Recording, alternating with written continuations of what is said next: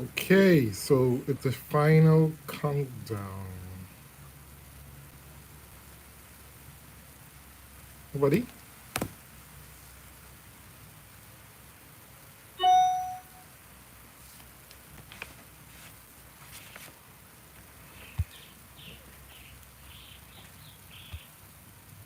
Hello.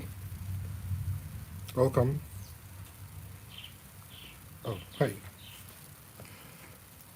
Good afternoon. Good, good. We're growing. We're growing. Like the video, so it can send out notifications to the others. We're gonna have a full walkthrough this afternoon of English B, and later on in the evening, perhaps English A. Right? Yes. Hi, Miss Lewis. Good afternoon. Your favorite student is here. Okay, who's that? Saskia. Okay. Uh, I'm waiting since 10. Ah, sorry. I had some problems. I had to deal with some stuff. Jamie, right? Not sure who that person is. From Guyana. Yeah, okay. Hi, Guyanese. So the meet and greet. Let's say good afternoon to who's here. Let me see who's here. Venom, Smithy, Jameson, Lewis. Lewis, tell your mommy I said hello. Saskia, VIP, Shakila, Mangru, Rafael, Ariana. You've been practicing English all day. Okay, that's good. That's good. Hi, Jamel, Pauline, Marine, Sam Lau. Good. So we have a full house. Good. So you can like the video now to send out those notifications. It's Thursday. So the exam is Friday. Okay. I don't even know when the exam is, to be honest. Really don't know. All right. So we're going to start with our discussion on English B. And later on tonight, we'll recap English A. Right? Uh, yeah. So where are we starting with? Annalisa. Okay. Hello. Brown. Sealy. Unless the viewership matches the like, we're not going to start. So get those likes up. Get something to munch on, and let's have a good session. Teaching and brothers, okay, we can do that. Get those numbers up. Come on, come on. You can do this. So what did you guys do today? Uh, it's pretty rainy here in Guyana. I'm from the East Coast. Was able to get some studying done earlier, but I had to go out for a little bit. Um, yeah. Hope you were able to be productive. Remember, little by little adds up. You don't have to do a great lot one time. Little by little adds up. But I know some people wait until the very last minute, so it's a bit pressuring. Just bear in mind that whatever you're doing, whatever you're doing will lead to your success.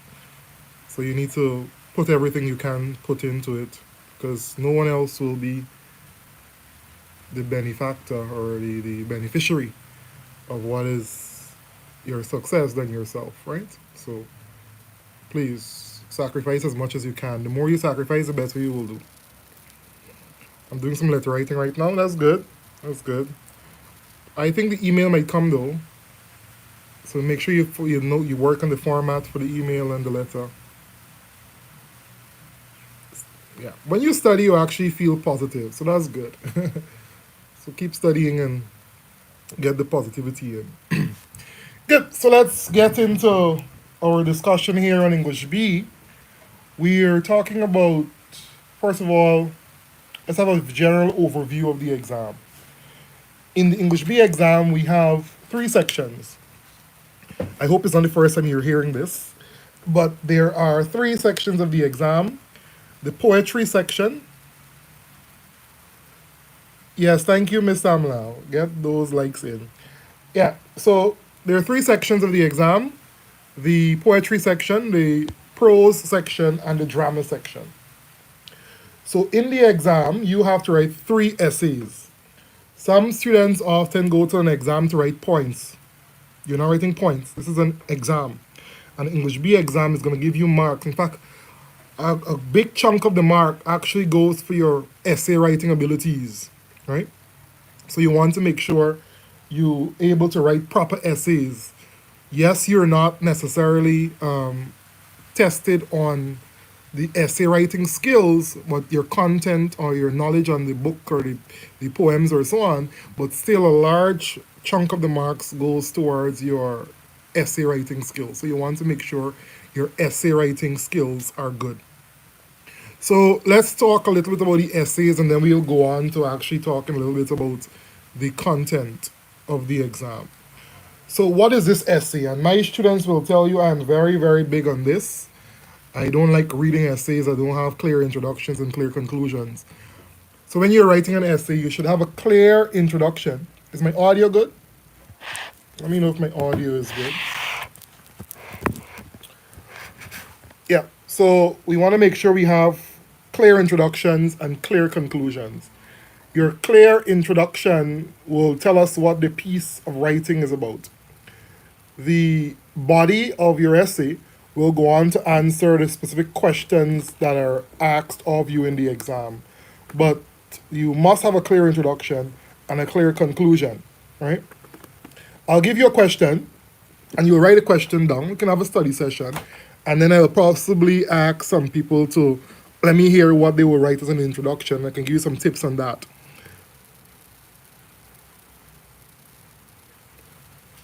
Yeah, so let me give you a question. Write it down. Write the question down and I'll hear what you will put as an introduction. Short videos on literatures, English, physics, one. I wish I had videos on literature, English, and sixth form as well, but I don't have the time to do that. Sorry. Yeah. So take this question. Let's talk about a question on Tijuana and Brothers. Tijuana and His Brothers.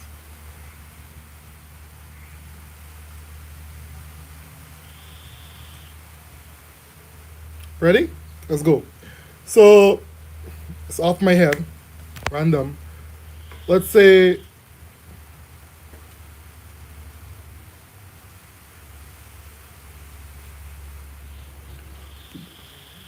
brothers might be related. Brothers might be related,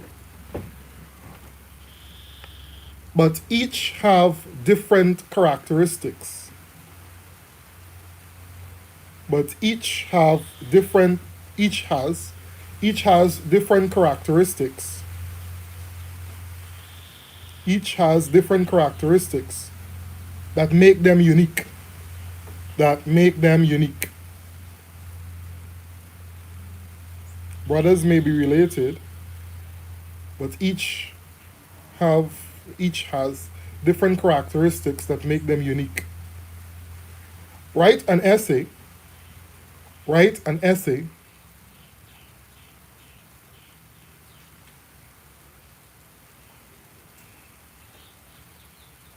in which you discuss two situations in Tijuana and His Brothers. Write an essay in which you discuss two situations in Tijuana and His Brothers, which show the uniqueness of two brothers. Which show the uniqueness of two brothers.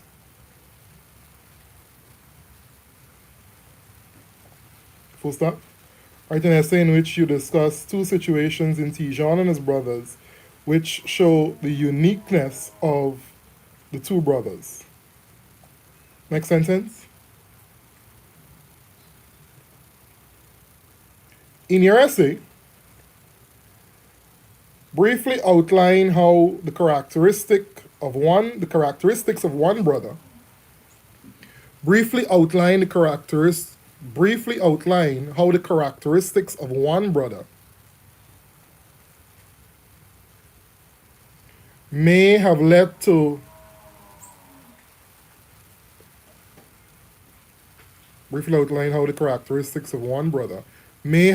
to the success or defeat.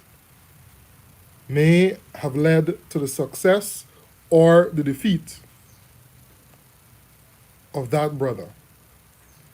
May have led to the success or defeat of that brother. Finally, full stop, finally, full stop, finally, comma. Discuss one dramatic device used. Discuss one dramatic device used which highlight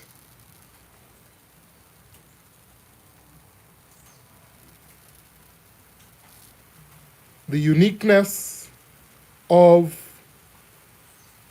any brother discussed. Which highlight the uniqueness of any brother discussed. Good. So this is very impromptu. Like you can see that. I have not thought about that. I didn't even know I would have given you a question. But that's just how it goes sometimes. Teaching is often should be done impromptu. Not too much of it must be scripted. Good. So that's your question. Can anybody type that question there for us quickly? Just to ensure everybody gets it and make sure it is exactly what I want. Anybody can send that there? Anybody has typed it out?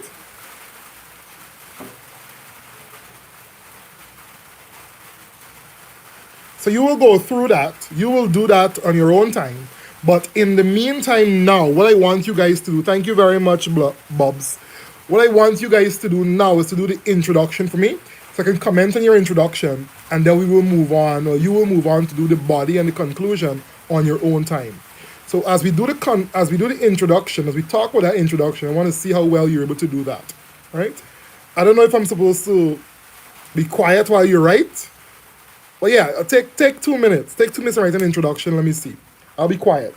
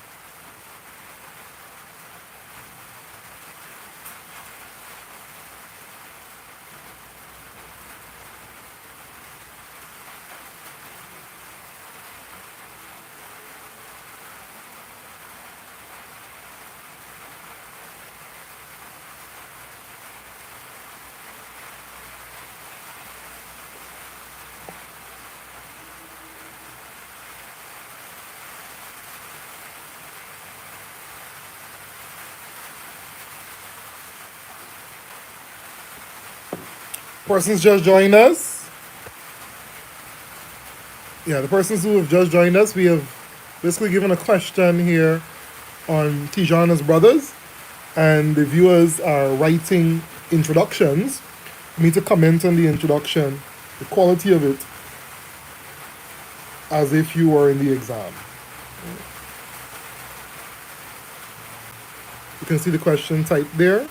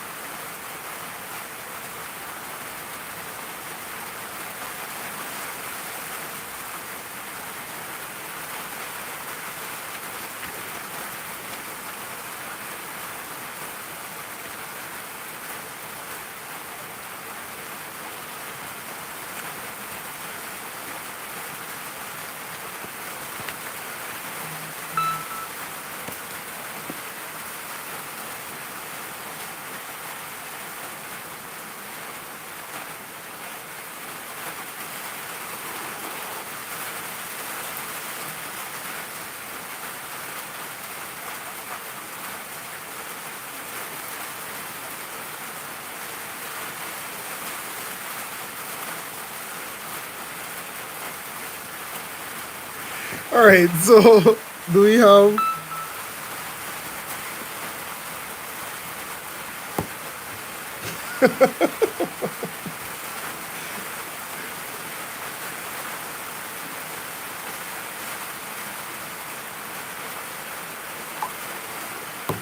Yeah, where are we? So I'm giving you 5 minutes. Yeah. So let's hear the introduction.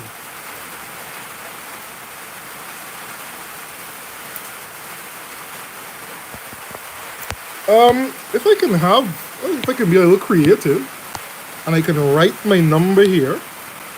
Somebody can call me randomly on WhatsApp. Why are you smiling? Somebody. One of my students apparently has her mother watching me on YouTube and is commenting on all of the finest details that she can see.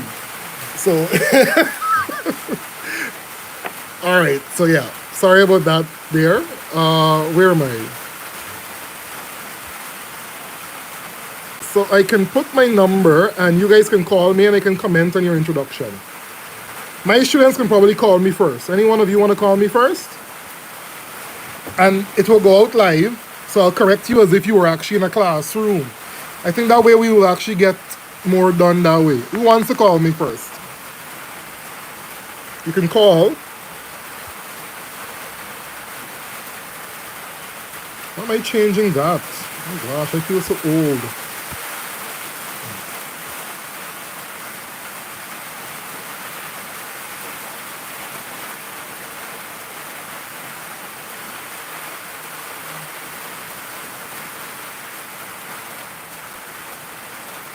Hi, Saskia.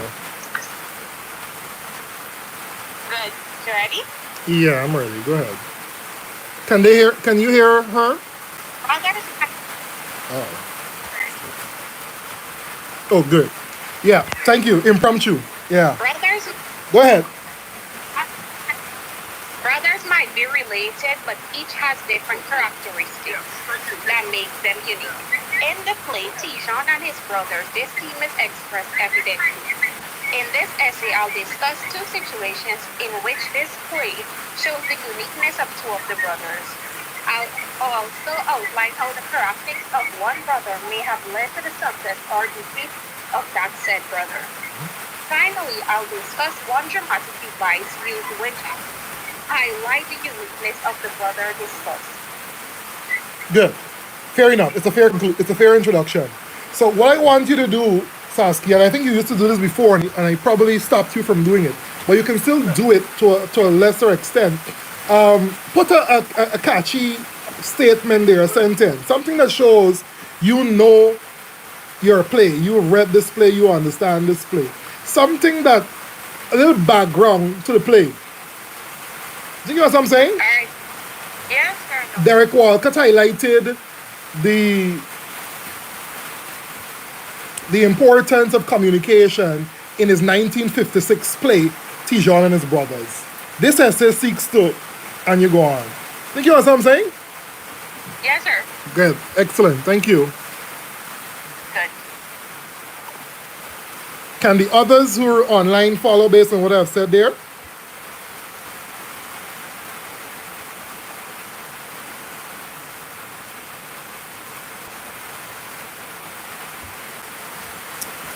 I don't know how to send my number. I feel so old. Can one of my students type my number in the chat? I don't know. I feel old. Let's hear one person from as many countries as we can possibly get, so I can give feedback on the introduction. But yeah, the purpose of the introduction is to highlight the purpose of the essay. So your introduction is supposed to give us an insight as to what you have read and what you are commenting on and what this essay will focus on. Do not go on to answer the question in the introduction. The minute you go on to answer the question in the introduction, you will fail. You won't get the marks for the introduction. Let me rephrase that. You won't get the marks for the introduction. Doesn't mean you'll fail, but if your introduction is not a good one, you wouldn't go up to the par of an excellent essay, right? Yeah, I'm not seeing a number. I don't know how to type it. Can I write on the screen? I feel so old, man. Oh, can we do the Tempest? We'll go through as much as we can go through, don't worry.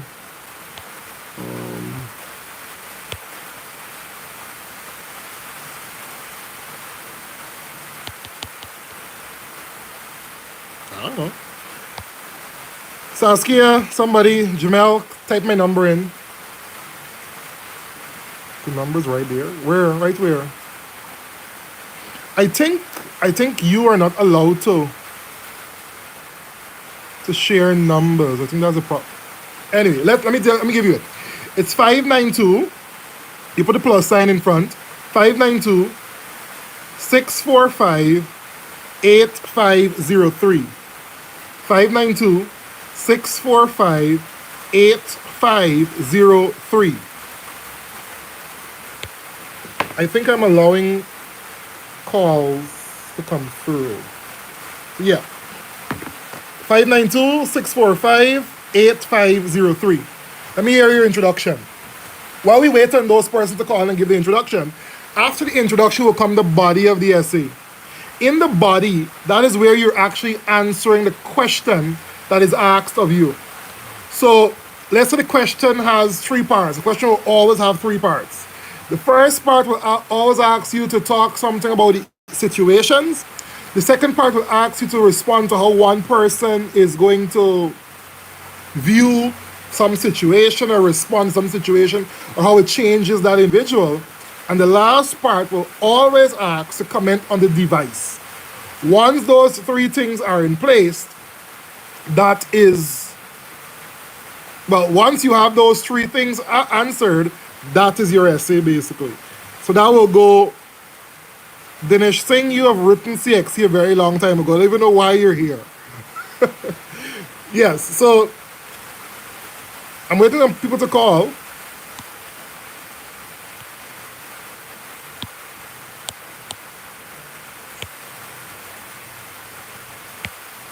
So it's 592 645 8503. Let's have some other introductions, about 3 more. Let's have a Jamaican, let's have a Trinidadian, let's have a Bajan if there is any.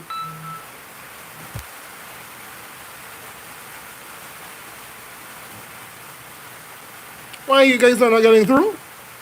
Let me know if my setting is allowing it. I'm nervous. Why are you nervous? It's okay. You don't have to listen. We're all learning together. The purpose of it is for me to. You rather me correct you now, or you rather me mark you down when I'm marking your exam? Choice is yours. All right. So just come on, man. It's okay. Nobody will know your name.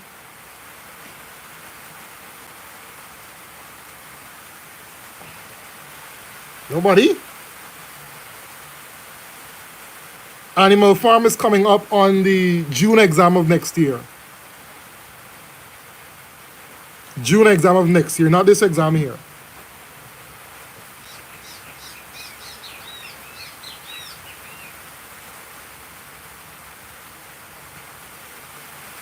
Nobody wants a call? I'm disappointed. All right, good. So that's your introduction. Let's go to the body. The body, you must be able to use continuous prose type of writing. That continuous prose talks about using connecting words. Words that show, yeah, I do. Words that show one idea is linked from one thing to the next, to the next, to the next. First, furthermore, consequently, things that link one idea of what you're talking about to the next idea. When you do that linking, the idea will flow nicely from one thing to the next thing to the next thing, right? So that is generally the body.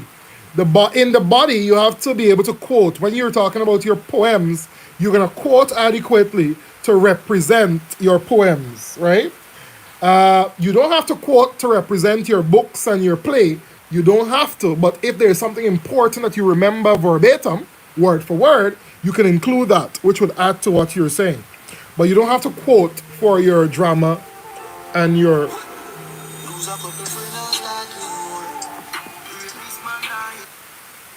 Hello? Hello? Hello? You want to read? Yeah, but the background noise.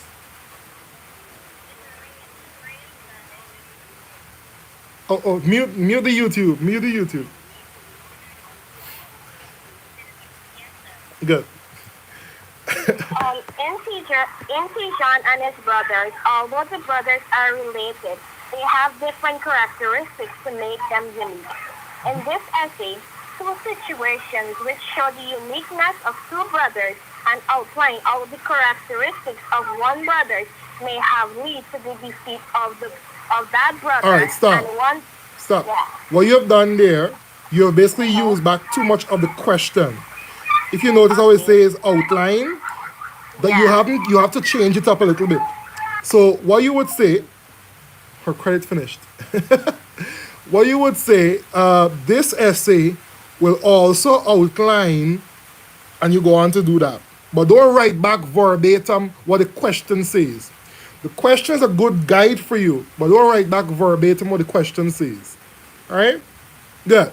So anybody else wants to go? One last one, and then we'll wrap it up. We'll get to poetry just now. We'll talk about the poem just now, guys. Don't worry about that. We'll get there just now. Let's talk about Tijuana. So that's our essay. In your conclusion now, in the conclusion, we want to make sure Jamel is still here. Why is Jamel not calling me? Rakan is here.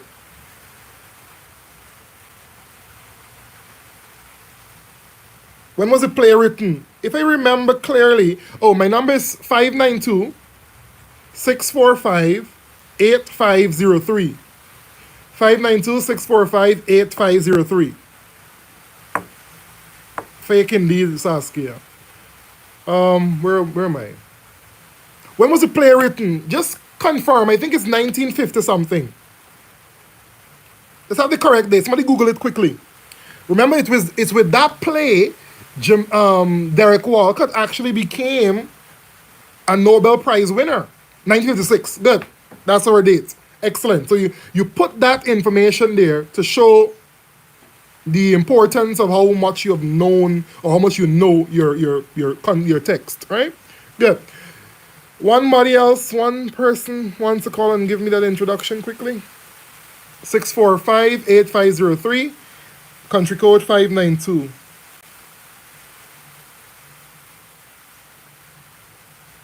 If no one else is going to call, you can call randomly when you wish. Let's go on to now discuss the story of Tijuana and His Brothers now. So what is this Tijuana and His Brothers about? Our playwright is Derek Walcott. Derek Walcott is St. Lucian. He spent most of his time though in Trinidad. And this play, it says St. Lucian, right? I hope it says St. Lucian. This play is actually written to demonstrate a St. Lucian folklore. The folklore of there being a man in the moon. The story is told through the eyes of the firefly. And the firefly is looking up and tell the other forest creatures that this is Tijuana in the moon, and I'll tell you the story of how we got there. And this play is written on that ground. What is happening here? We see three boys. We see a very poor mother, and it's a single parent mother. The fact that she was a single parent is giving us a very good idea of what the Caribbean situation is. There are lots of single parent families in the Caribbean. And that is pretty much what we're seeing here as well.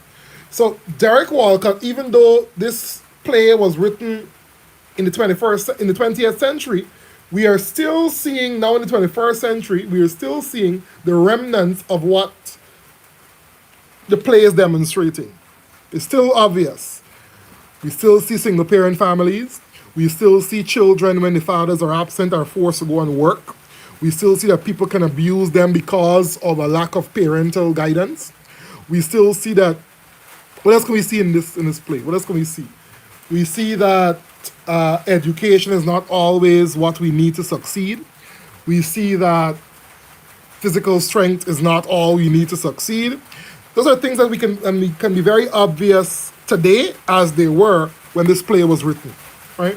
So the situation is what? Situation is these three boys now become man because of the absence of their father, have to now go out and work to get money to help with the sustenance of the family. So they have to help sustain this family.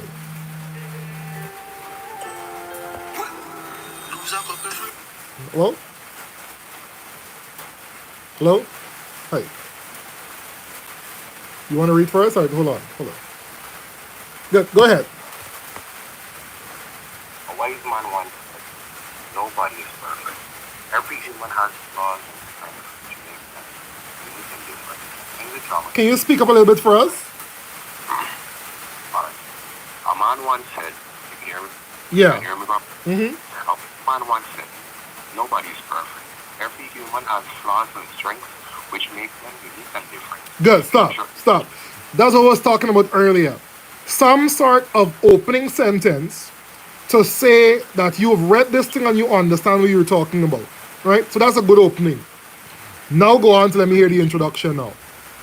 In the drama Tijuana and His Brothers, Derek Walker displayed uniqueness and its Derek Walcott, you use the author's name there to show that you know who wrote this. That would not be in the question. So that's good. Continue. Derek Walker displayed uniqueness at its best. Each of the brothers exhibits a different personality trait. In the subsequent paragraphs, we'll describe the uniqueness of the brothers, how their personality traits led to the success of or defeat of the brothers, and finally discuss one dramatic device which highlights the uniqueness of their brothers. Perfect. Of the brothers. Perfect. Excellent. Good. Yeah, thank you. Yeah, that's it. Perfect. So you want to highlight that you know what you've read, and you want to highlight that you, yeah, it was. You want to make sure you know what you've read, and you're saying what the essay will focus on. Good introduction indeed, right? Good. Were we at conclusion now? In the conclusion, or are we finished conclusion? I think we're moving backwards. I'll just talk about conclusion quick and then we'll continue talking about Tijuana and Brothers. In the conclusion, you are summing up what you have talked about already. So you want to repeat what you have said. Don't put new points in your conclusion. Repeat the important things. Derek Walcott brilliantly examined the theme of uniqueness among brothers. Grosjean relied on his physical strength to lead to his success, but failed miserably. Then you talk about your device. Briefly state the line of the device, and then you end with something catchy as well as how you started. Right? So that's your introduction, that's your conclusion. Good. Let's go back to talking about Tijuana and His Brothers. So we see, what can we see? Because the question we'll try to ask you to link it to the Caribbean. What can we see that is relating to the Caribbean? We see an absent father. We see a single parent mother. We see young boys that are forced to do things that they might not do on a normal day. Right?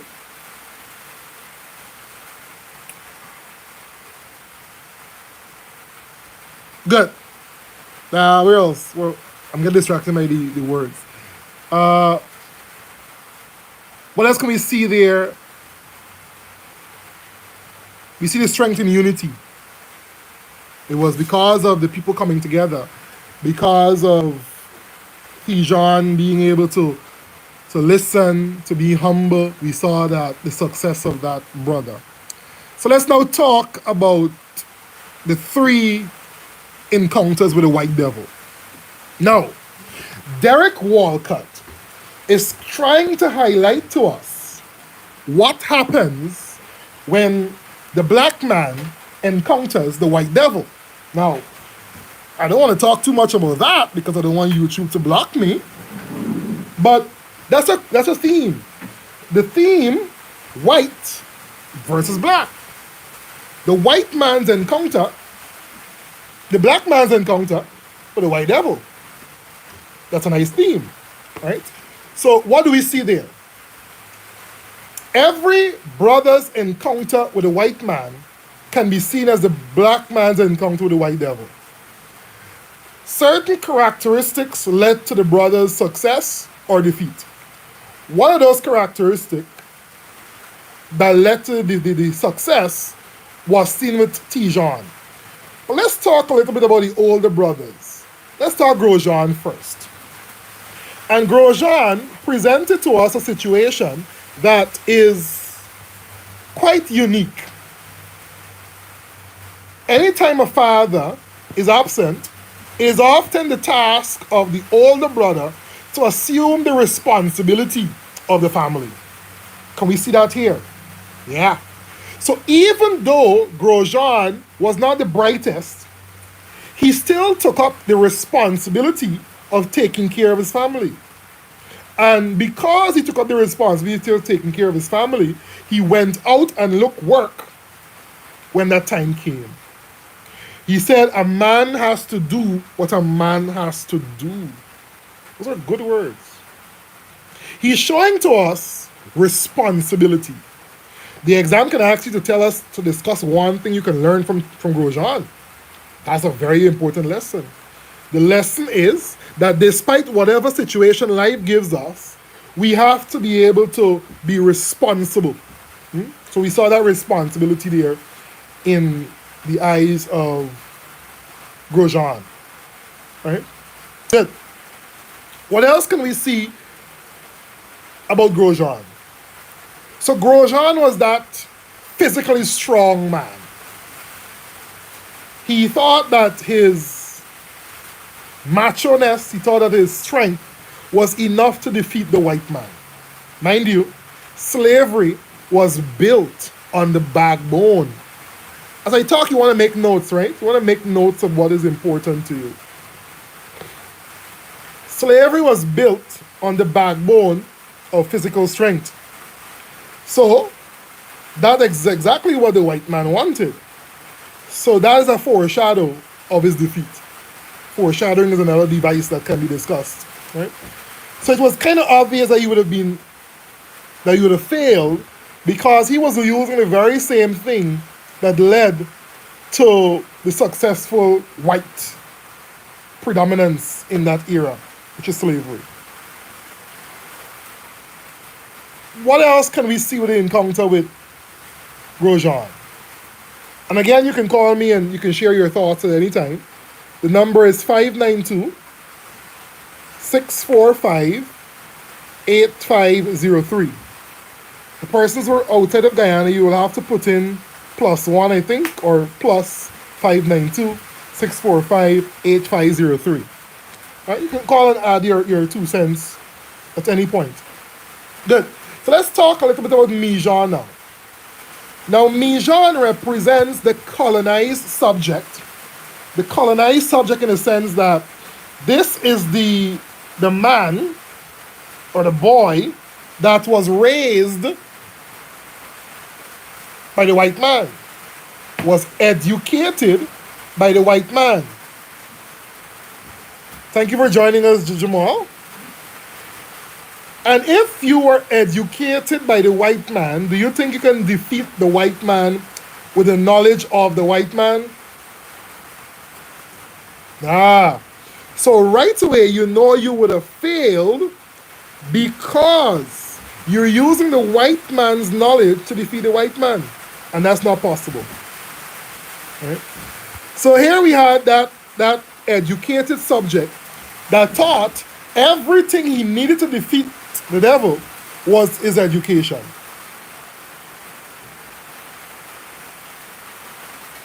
Sounds familiar?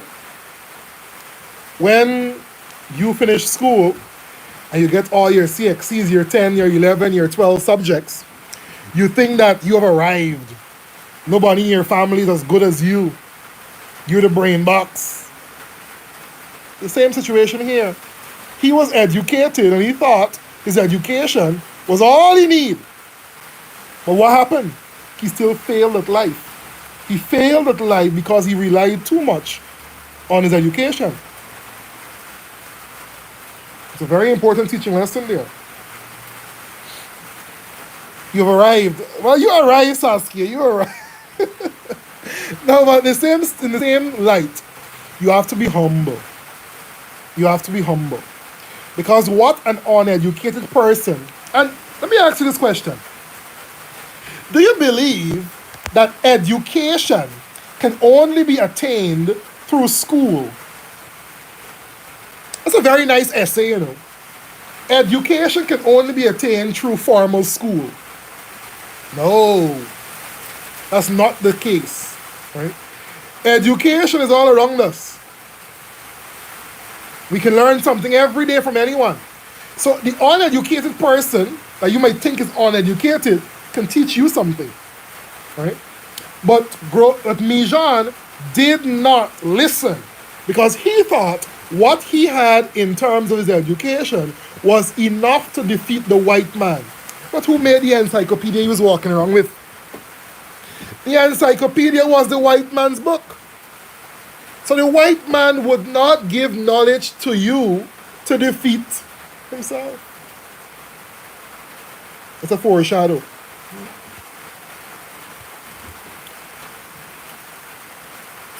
No. Listen. Your essay, you should not work on the premise that you have to write 5 paragraphs or 7 paragraphs. You write as many as you can write. Try to get a word count of 450. Your word count of 450 tells the examiner that you have adequately examined the question. When you put a total of 5 paragraphs, you think that because you have 5 paragraphs, you have excellently answered the question. That is not the case. When we mark, we are not counting how many paragraphs you have. We are looking at the content and the quality of your paragraphs. So that is not going to be a case where you should consider 5 paragraphs, 6 paragraphs, 7 paragraphs. It's about what you have put in those paragraphs. Hope I'm making sense there. Am I making sense? Am I talking too much?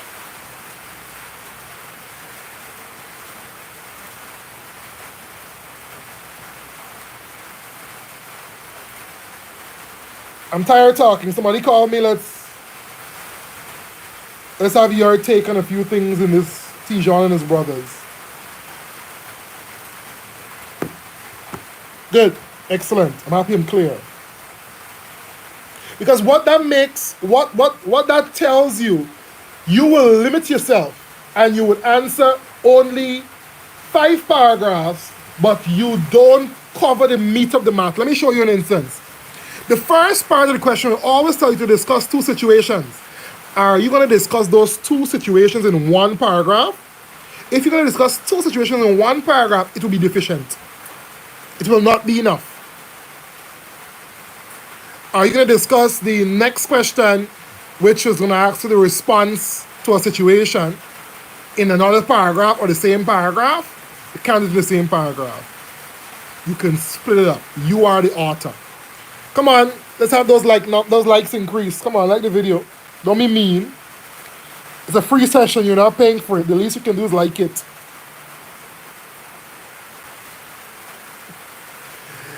Good. Now Tijuana. Let's talk about what Tijuana represents. Who wants to call me and talk about Tijuana?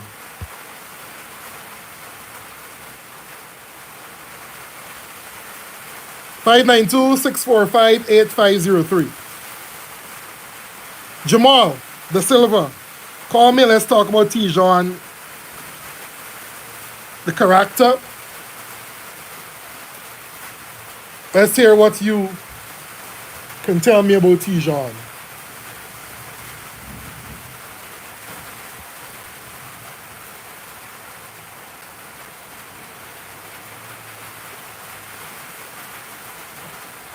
If Jamal is shy, anyone else can do it.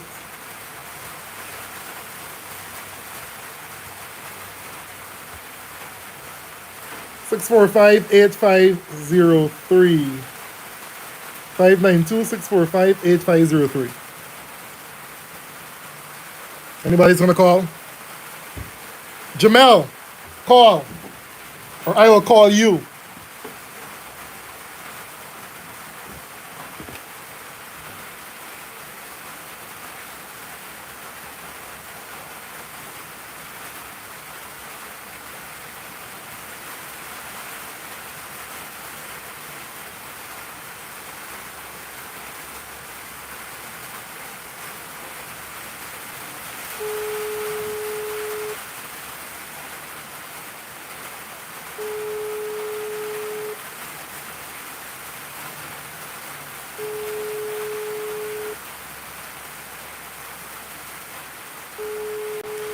Saskia can call me back, man. They don't want to talk. They're shy. They're embarrassing me on YouTube.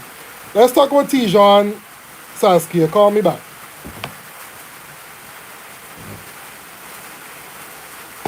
I don't want to just be the one talking all the time. You will learn a lot from your colleagues, right? So if you can have your people of the same age group talk to you, probably will get more out of the session. Come on, Saskia, call me back.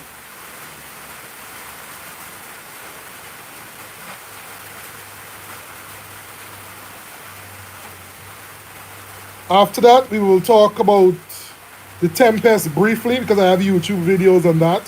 So I'm not going to discuss it fully. But after which we talk about that, we will go to the YouTube to the poems, and then we will get to prose. Yes, Saskia, let's talk about Tijon. Yes, sir.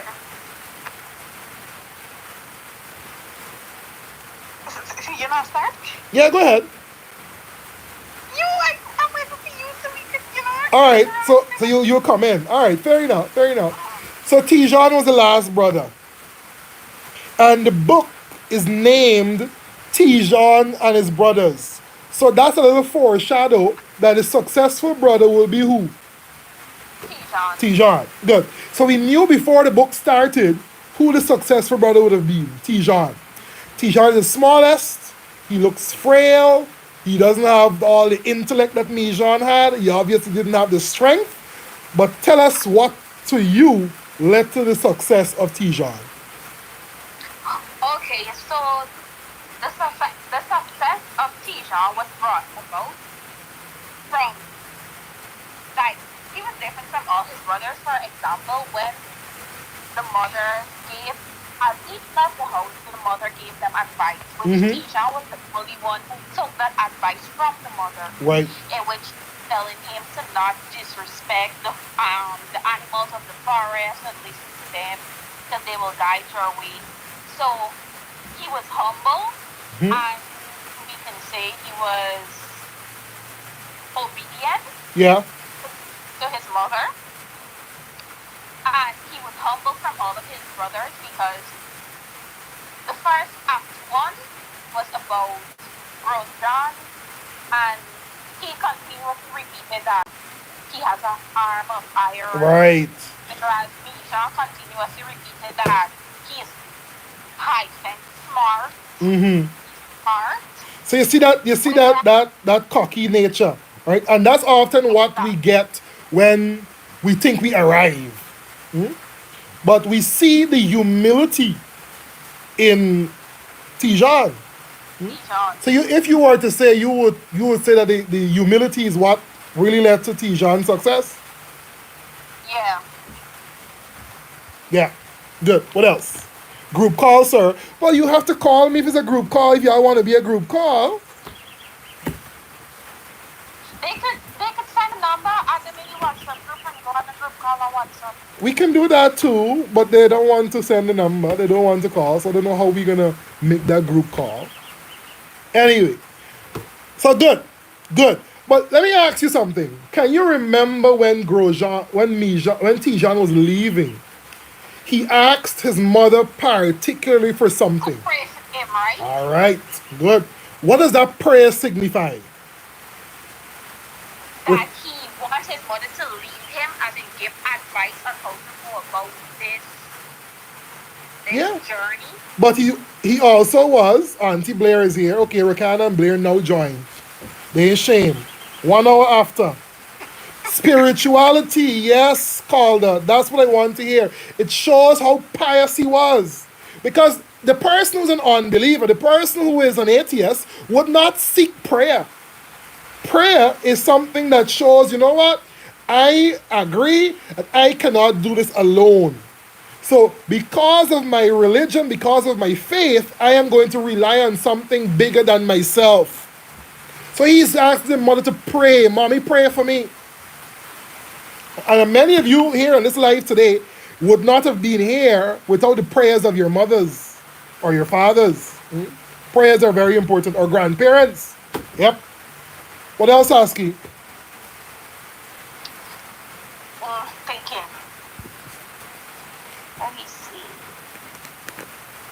Oh, he listened to the preachers of the forest, where his brother ignored them and disrespected them. Right?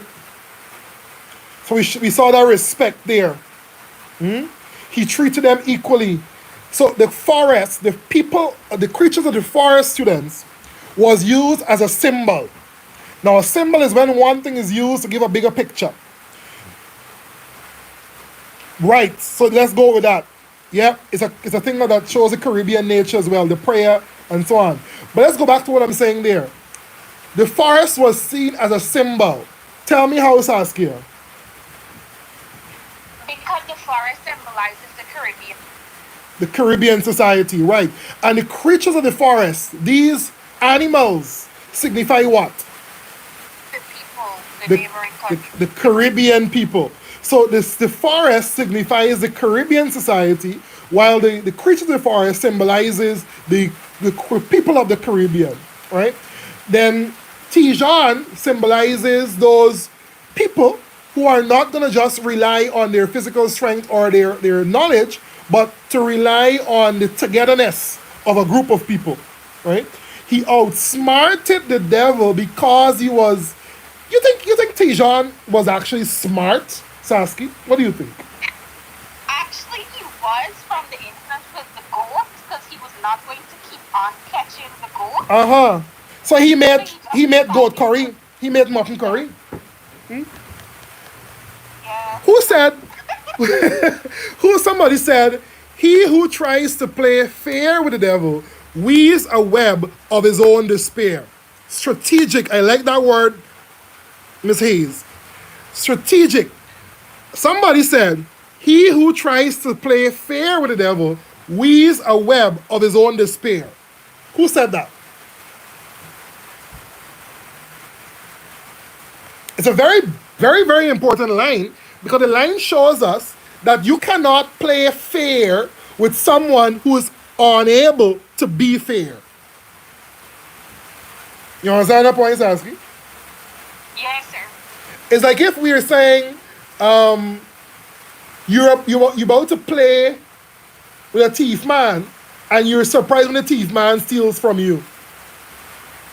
That's what the thief man does, right? So you can't play fair with the devil. So Tijuana was successful because he was not playing against the rules of the devil. You had to defeat the devil by going rank disobedience, according to what it was said.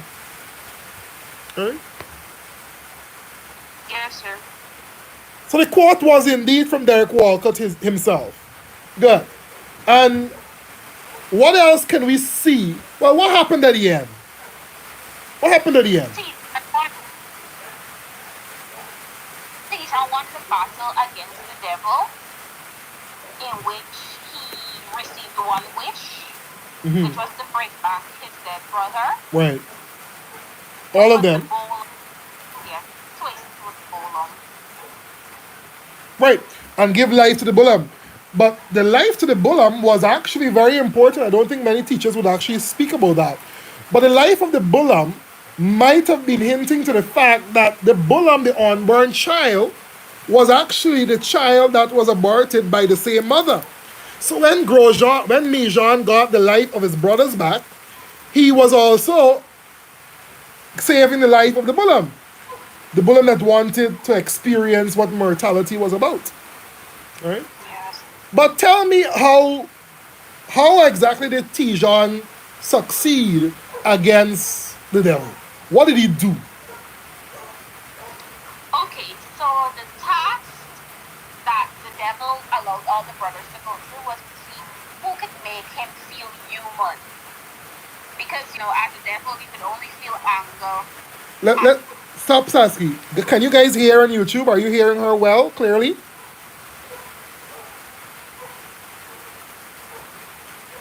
Quickly.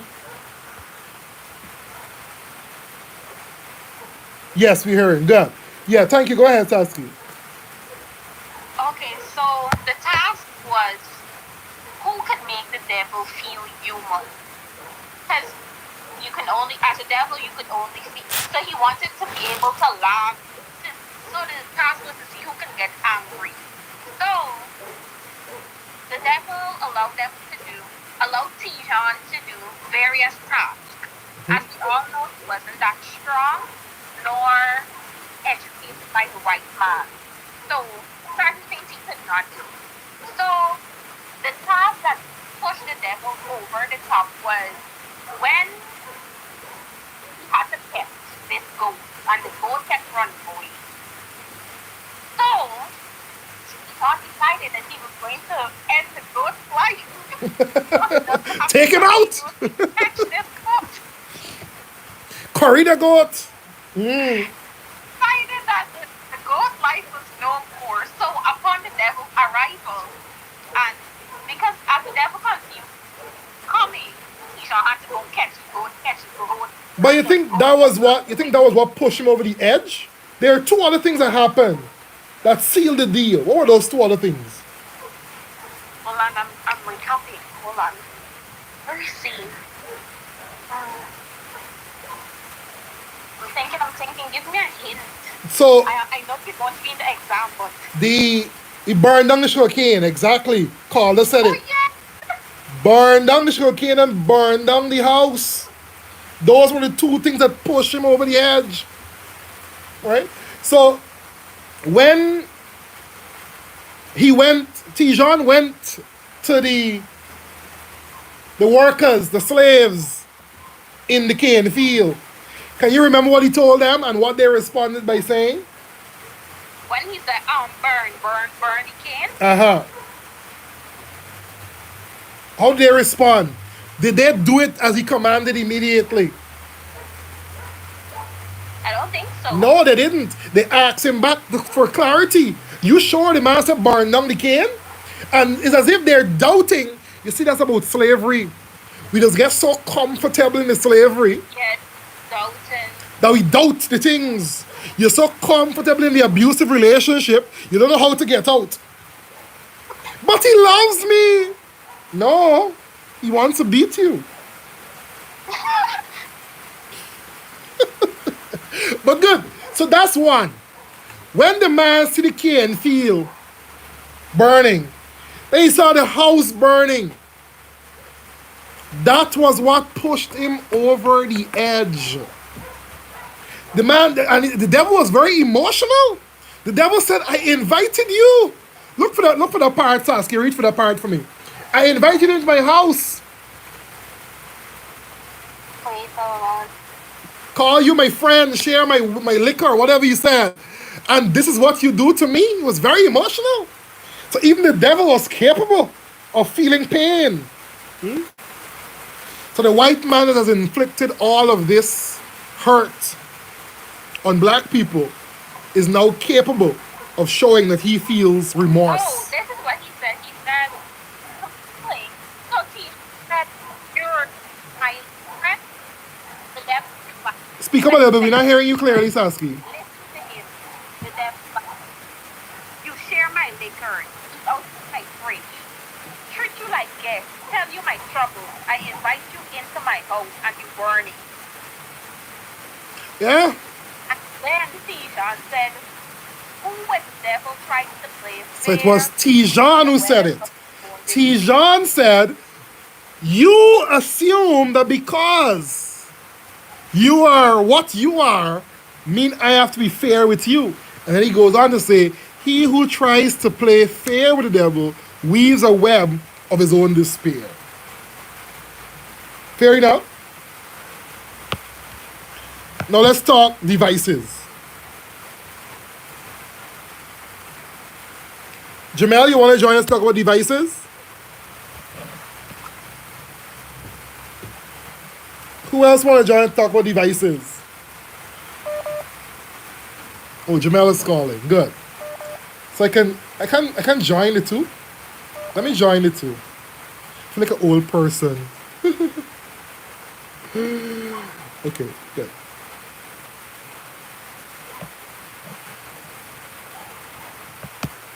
You are. Oh my God. I'm gonna.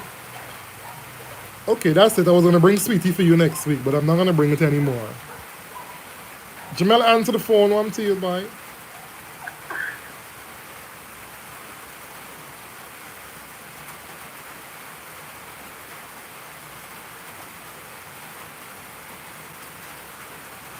They're shy.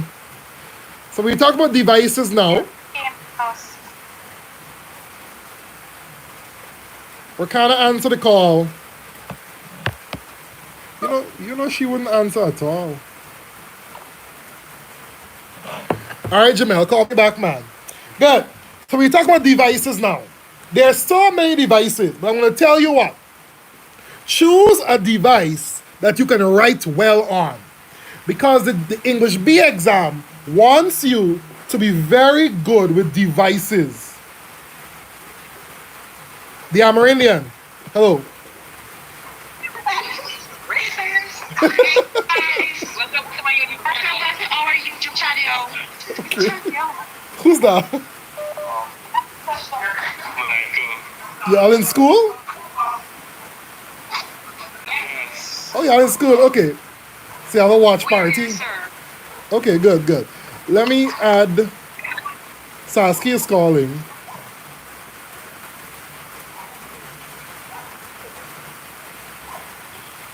Sorry, YouTube. I want you guys to hear from each other. That can help you to remember more in the exam.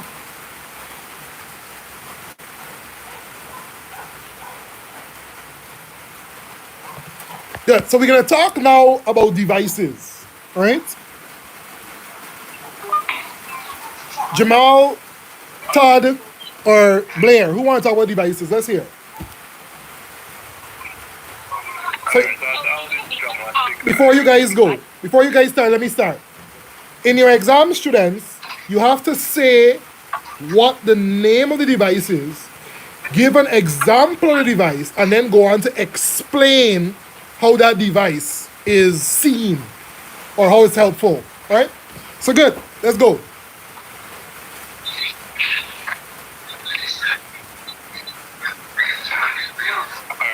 Dramatic irony. What was ironic is that me, John, was so intelligent, yet the devil was more, More intelligent? more educated. But there's a bigger irony. What's the bigger irony? The biggest of them all.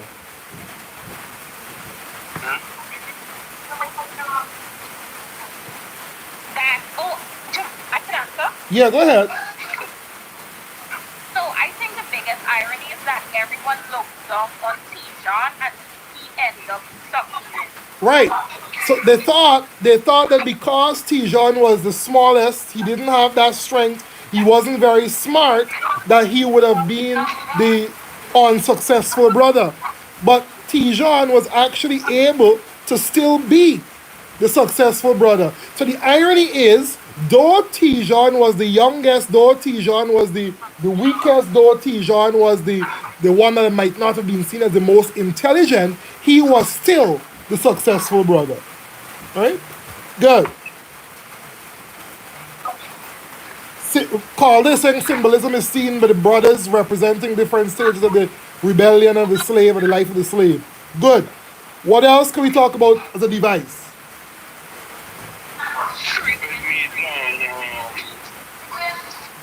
You get an education from the white man, yet he trying to be brighter than the white man, Okay. even though The white man's the one that gave him the education.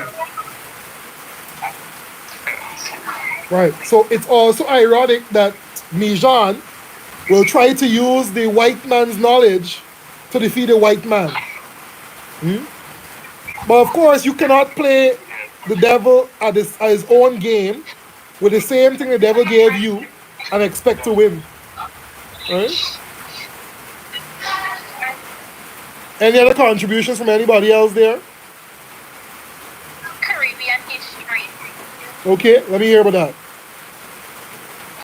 Okay, so Caribbean history. Walker uses history to advance the meaning of the play.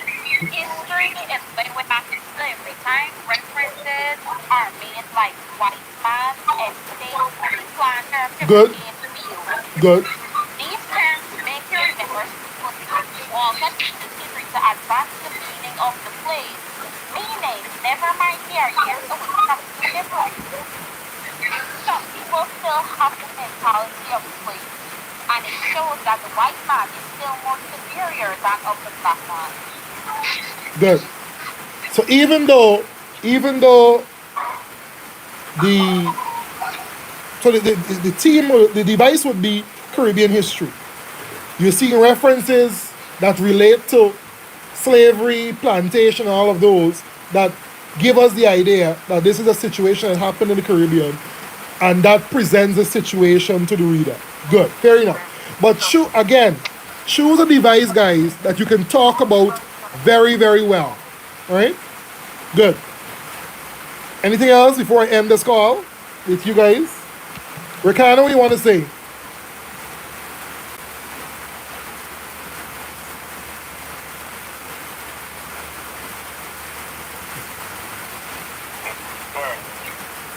Love you.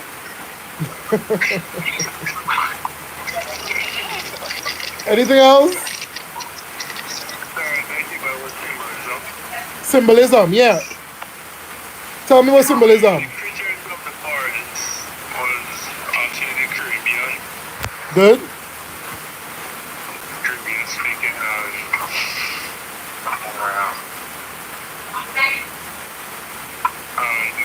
Dawn represents or symbolizes slaves.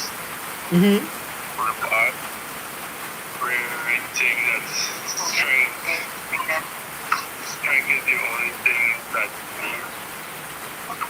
Good. So even though you guys would have spoken about these things before, when you come down to that device part of the question, you still have to repeat it. If you don't repeat it, you wouldn't get the marks, right? Good. Thank you very much. You go come back when I'm ready to get to the next section. So hang around. Good. Hold on, let me close this window. Rain coming in.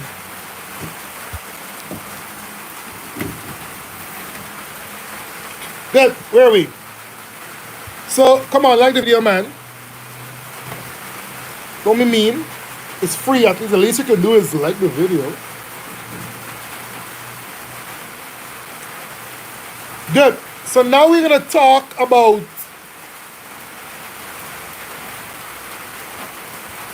what I want to talk about now. Let me see what some comments are. Can you list 3 techniques? The techniques, we were just talking about those. The technique is the same as the devices, guys. Right? Symbolism, irony, Caribbean history, props. The use of props is also a device. Foreshadowing is also a device. Right? Let's talk about the use of props. So we saw Tijuana having an axe.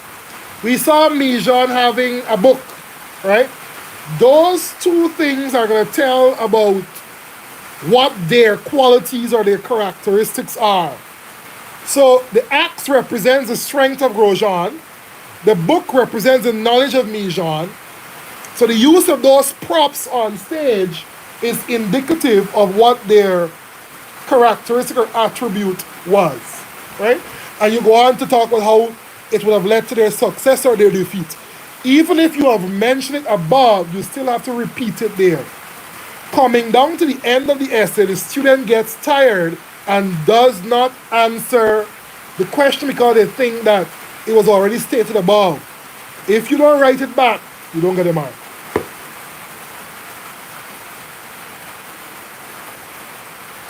Is this helpful, guys?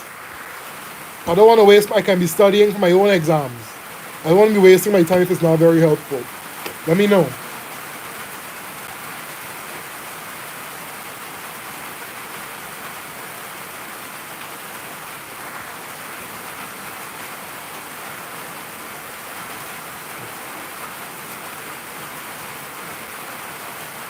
Yeah, music and sound can be a device.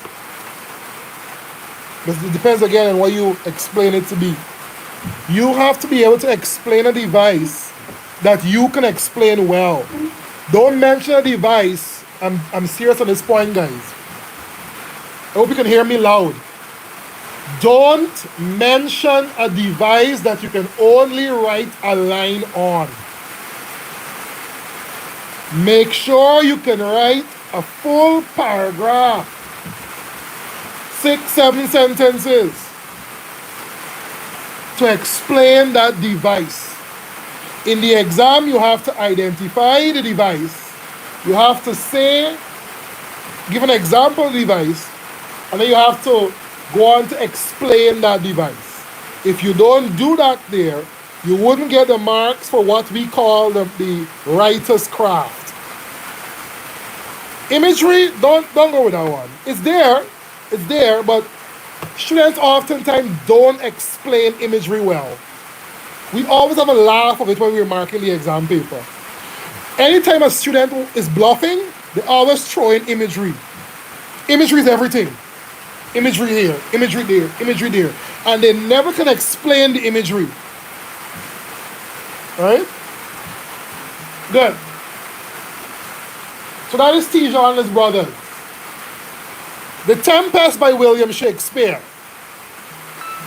So The Tempest by William Shakespeare is about a situation that is presented to a man, Prospero, of a plot to kill him. So he had to migrate, he had to leave, right? The dukedom, or the duke. He was to be the king. But his brother, Alonso, wanted to get rid of him.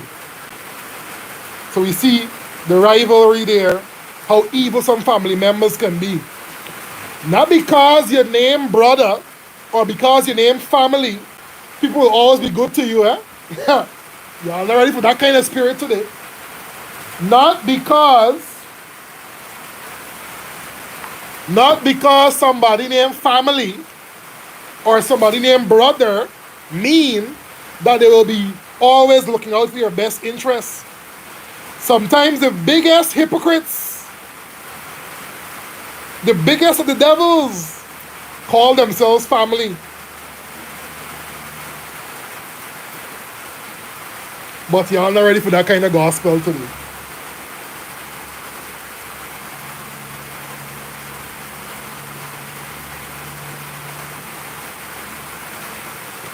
Good. So Prospero was saved by some people he knew, and he was at the mercy of the sea. He ended up in this island where he and his daughter Miranda were. He conquered that environment. He used the books, and the magic books was his props. The magic books represent his strength and his power. And this Tempest was the last play written by William. So oftentimes people attribute the destruction of the books at the end, the magic books, to the end of William Shakespeare's career. Right? That's the thing. So what happened there? Prospero, again, another single parent raising a teenage girl, who had the help of Caliban and the fairy and all of that to do whatever he wanted them to do. Well, of course, he was controlling them. In the end, the ship crashed that the brother was in, and all of them came to this final island. Right? And it was in that island where the plot of Prospero really came out, where he was trying to get that revenge, that sweet revenge of what wrong was done to him so many years ago. Right? So I have on YouTube videos on the Tempest. I'm not going to discuss that to lengths. I'm just going to talk about that briefly there. Go watch those videos. Go watch a video on the devices. I have all of that there. Just make sure you check it out. Right?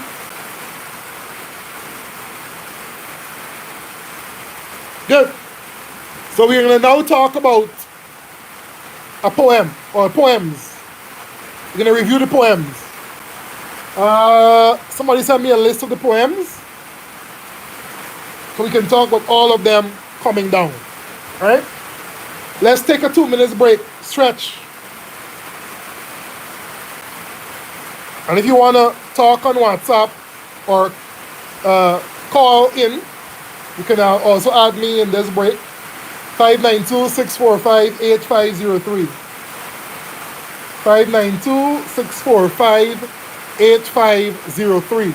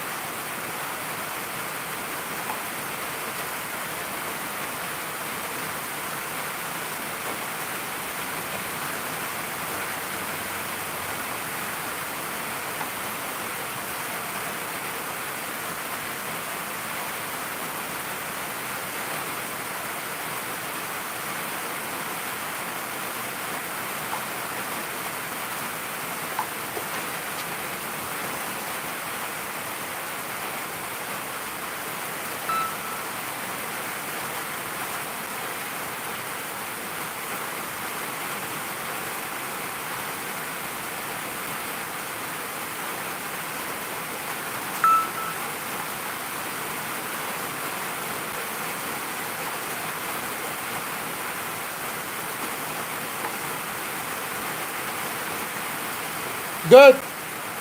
Ready? Like the video. We will continue when the video gets 200 likes. So unless it gets 200, we're not continuing. So come on, get it up.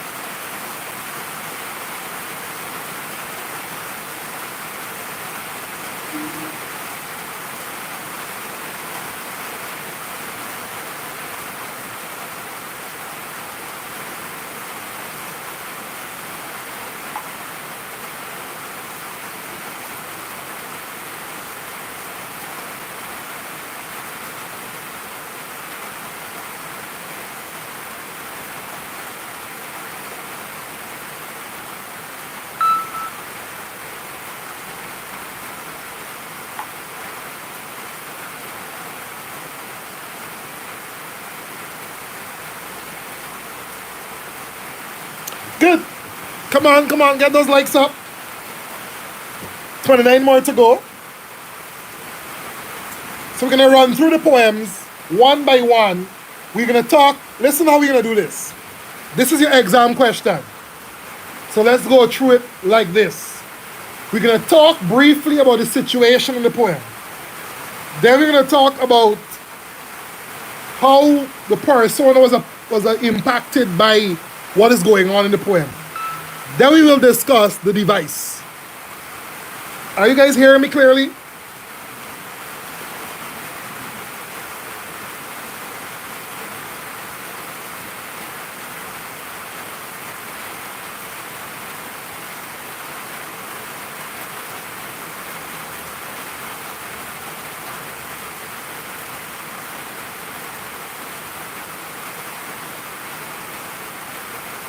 Why only the Guyanese are messaging me, man? Like, we ain't one Caribbean anymore. The Caribbean students used to be the Jamaican students and the Trini and the Bajans and those. Where are they, man? They're not here today.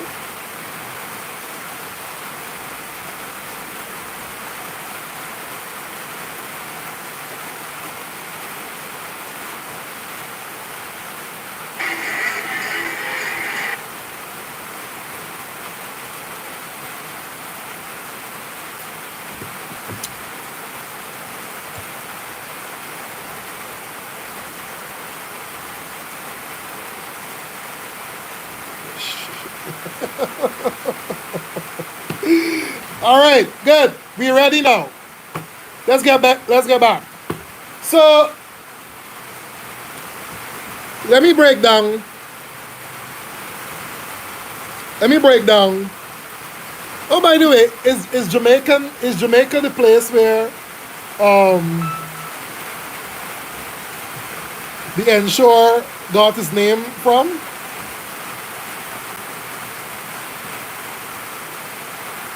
It was Jamaica, right? The Ensure became popular.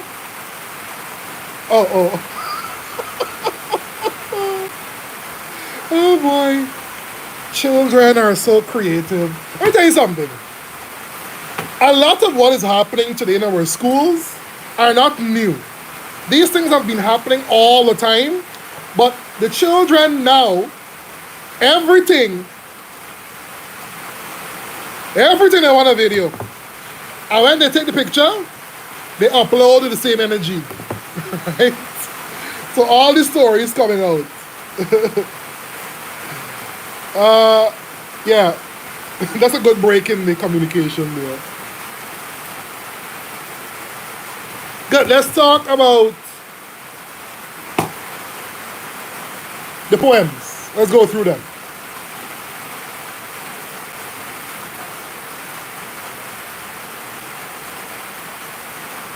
Good. So the question will be 2 questions. CXC will give you 2 poetry questions. You answer any one. It's an essay as well, but you're answering one of the questions. One question. Many students got suspended. Well, they looked for it. In life, there will always be consequences for our actions. Sometimes those consequences are not what we think about when we do certain things, but they're going to be consequences. Yeah. Where are we? 2 questions, you answer one. I'll tell you what the 2 questions will do. The 2 questions will be 2 separate but still very similar questions. The first question will name 2 poems. The second question will give you a theme which you will write an essay using, and you can use any 2 poems in the syllabus to answer it. I'll say it again. Many of your teachers will not tell you this. I'm going to say it slower, and I want to make sure you understand what I'm saying. So please let me know if you understand. I'm getting tired, so I'm getting a little neck pain. So you got to be a little quicker. So I'm saying to you, in the exam, 2 questions. The first one will name 2 poems. This is The Dark Time, My Love, and Dulce at the Decorum Est. They name those 2 poems. The second poem, the second poetry question will tell you people can be taken advantage of. Identify 2 poems you have studied that explore the theme of people being taken advantage of. And blah, blah, blah. In that second question, any of the 20 poems, any 2 of the 20 poems can be used to answer the question. The CXC markers, we are given all 20 poems with a possible response that the student can give for that second question. The first question, you can only use those 2 poems. But the second question, you can use any of the 20 poems. And any response that you give that adequately answers the question will be credited. Is that clear? Who did not know that before?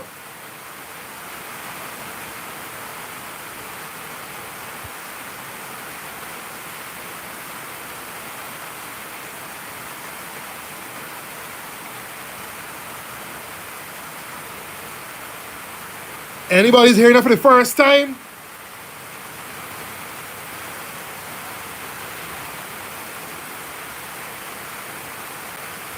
Good. You knew that. Good.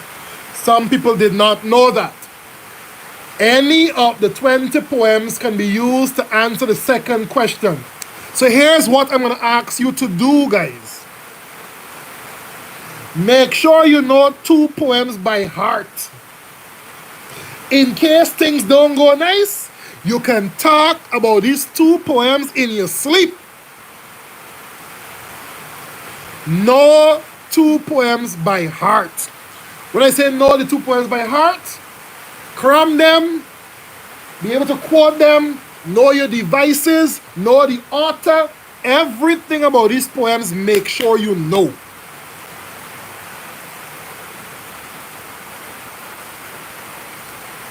Making sense?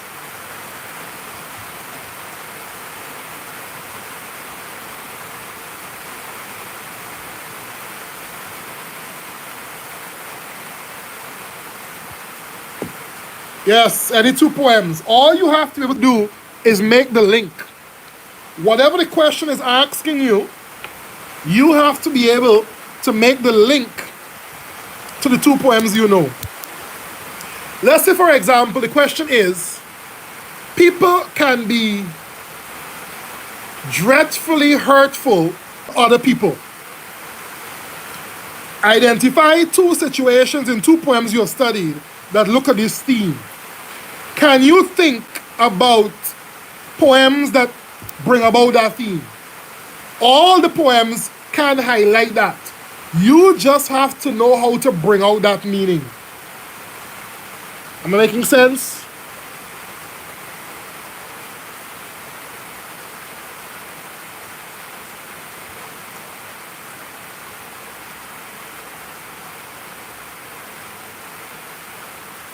What are 2 obvious poems that can bring out the theme of people being hurtful towards other people?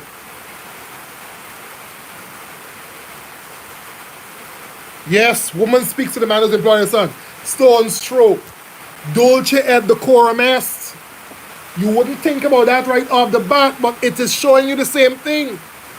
There's an old lie being created by governments to tell us that people, it is sweet and fitting to die for one's country. Yet, the people who are telling us these things are not the persons fighting wars. They're telling us it's sweet and fitting to die for your country, but the realities of what we see when people actually die for their country is horrible, inhumane. Nothing is sweet about that death. Those are the things you want to talk about in a question like that. Theme for English B. Stone's throw is probably the best. A stone's throw is probably the easiest to talk about it with. But don't forget Dreaming Black Boy. Don't forget Theme for English B. Those are still poems you can talk about and explore the same theme with. I think I've killed that. Yeah, Dark Time My Love can work. Good, I think I've explored that. Wow.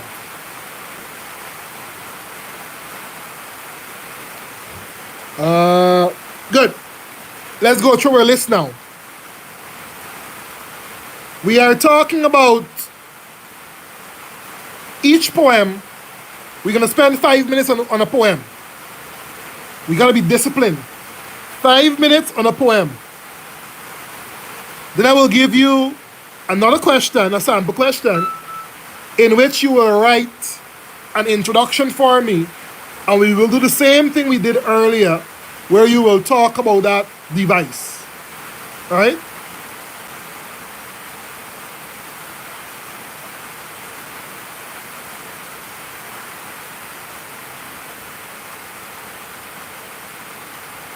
Let me get the question first. Take the question down.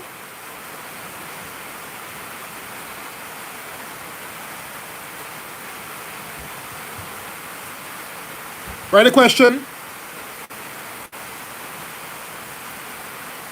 People can be dreadfully cruel to other people. People can be dreadfully cruel to other people.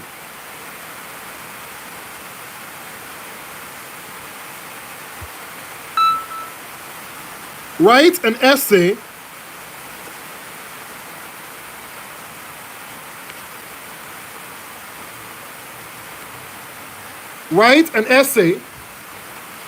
in which you explore the cruel nature of people. Write an essay in which you explore the cruel nature of people.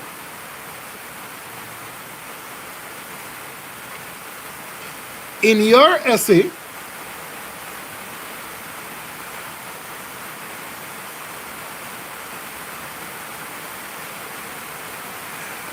highlight two situations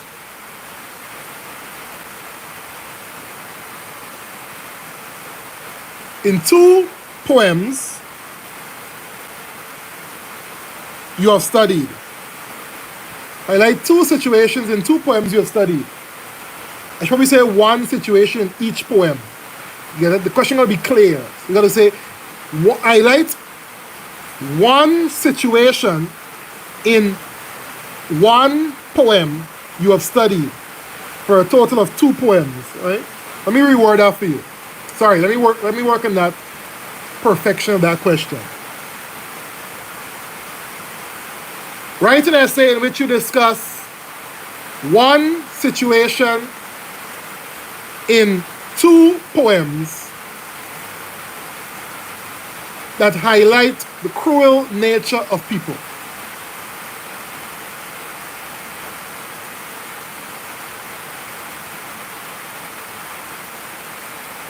One situation in two poems that highlight the cruel nature of people. Secondly, discuss how one persona was affected by one situation presented. Discuss how one persona was affected by the situation presented in either of the poems. In either of the poems. And then finally, full stop, finally, discuss one poetic device in each poem. Discuss one poetic device in each poem that explore this theme. That explore this theme.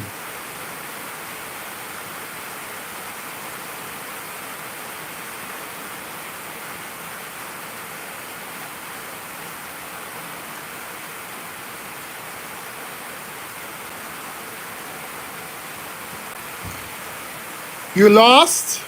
Sorry. I'm very sorry.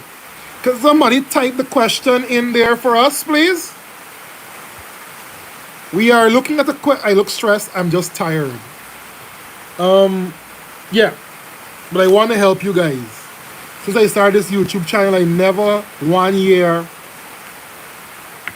allow the exam to pass without me helping you. This year is a big year for me because I have my exams coming up. But I still want to help you guys. So I'm trying to study for my own exam, and I'm also trying to help you with your exam. So I'm tired. So that's why I look stressed, because I'm tired. For the persons just joining us, what we're doing, I've given you a question there, and I'm asking you to write an introduction and for me to comment on your introduction. Just the introduction. Right? Can somebody type that question in there for us, please? Thank you, Deadly Sins.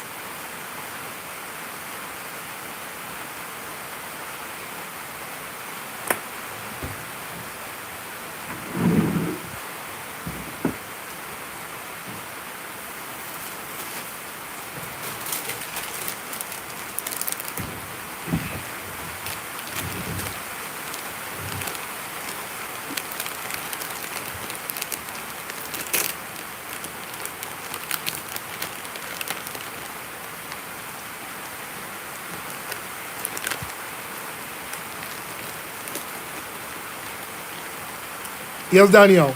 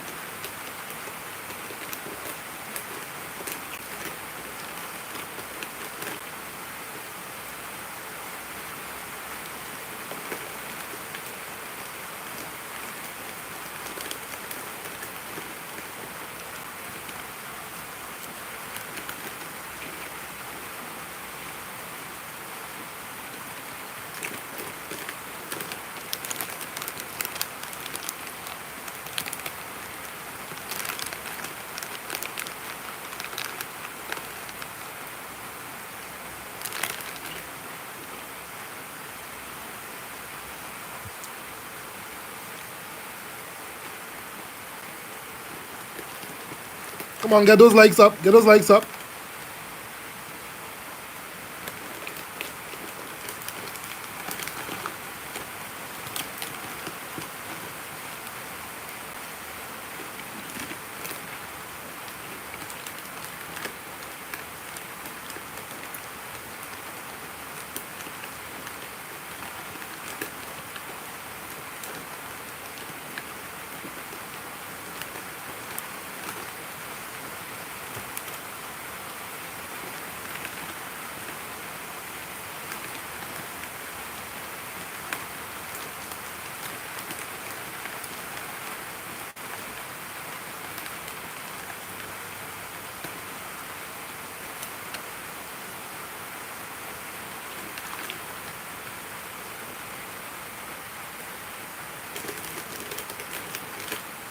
You're doing the introduction. When you're done with the introduction, you can call me and read it, and I'll give you feedback. Tell me if you can see the number there.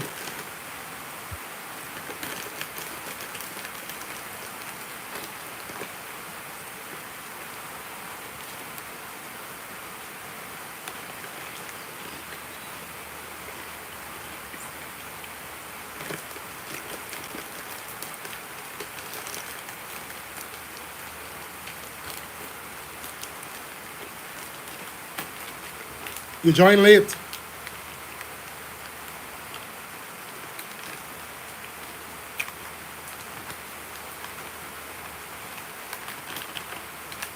Good.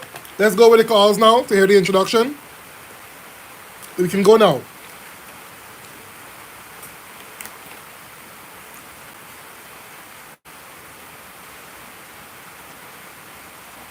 No, you can't call after the live. After the live, I'm going to be doing my own work.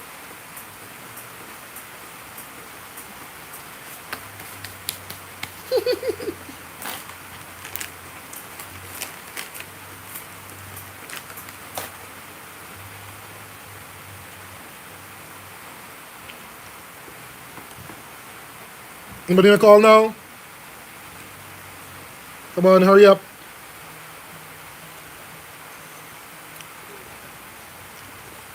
Good. Go ahead.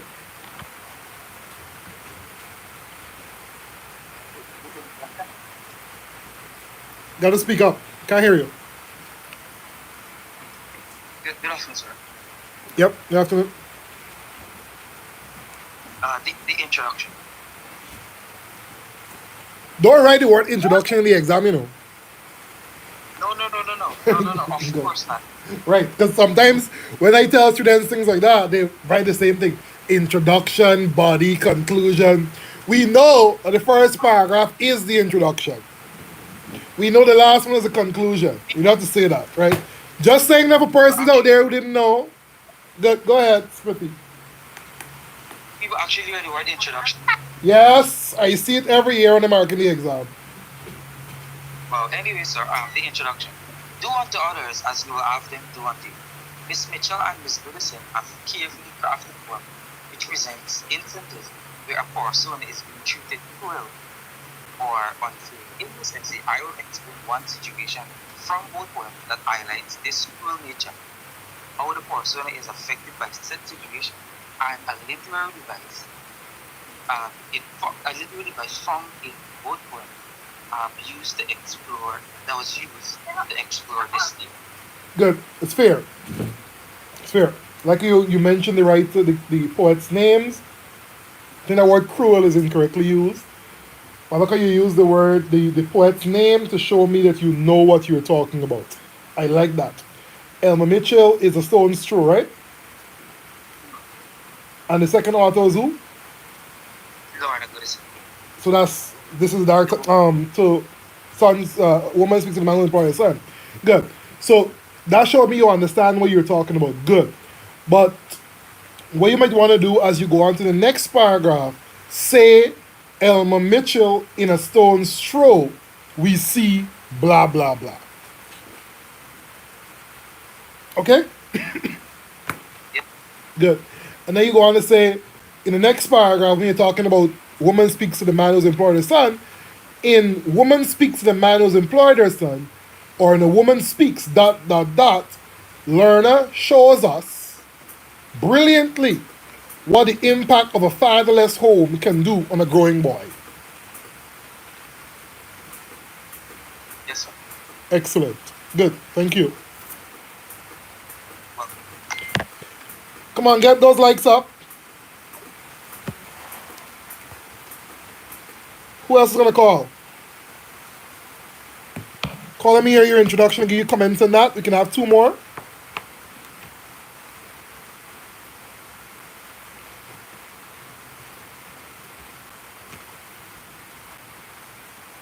Anybody else? You all tired already? I'm the one talking all the time. I should be tired, not you.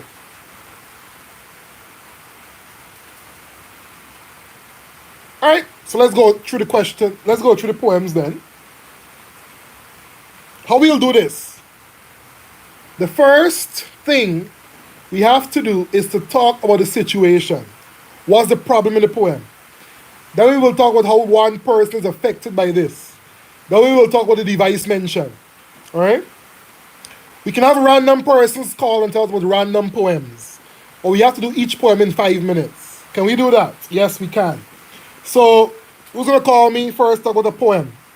Any of my students can call. But let's do poem by poem. If nobody's going to call, I'm going to start with a list. I'm going to look at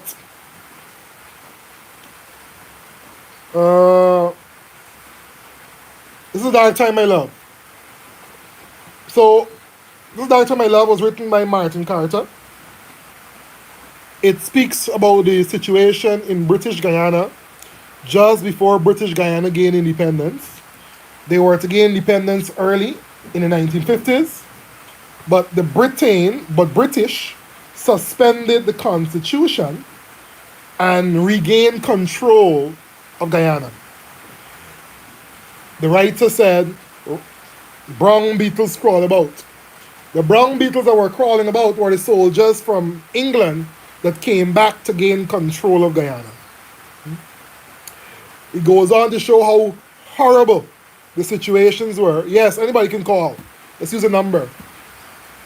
It went on to show how horrible the situations were that even nature felt what was going on. Red flowers bend their heads in awful sorrow. That's how you write in the exam. That's how you quote in the exam. That's how you get your marks. Making sense?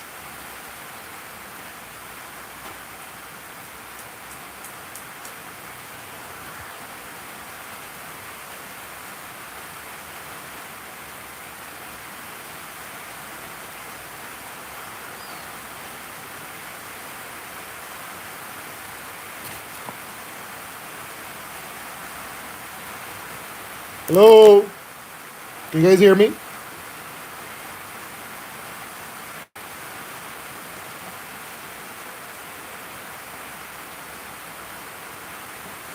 So the Guyanese people were obviously affected by the situation. They saw it as these soldiers were aiming at their dreams, trying to destroy what they had as a bright future. So the strange man watching you sleep and aiming at your dreams. So the dreams are things that the people want to have, that they're hoping for. And anybody aiming to destroy that is obviously going to be doing something harmful or hurtful. Hello? Hello? Hi. You want to go ahead and contribute?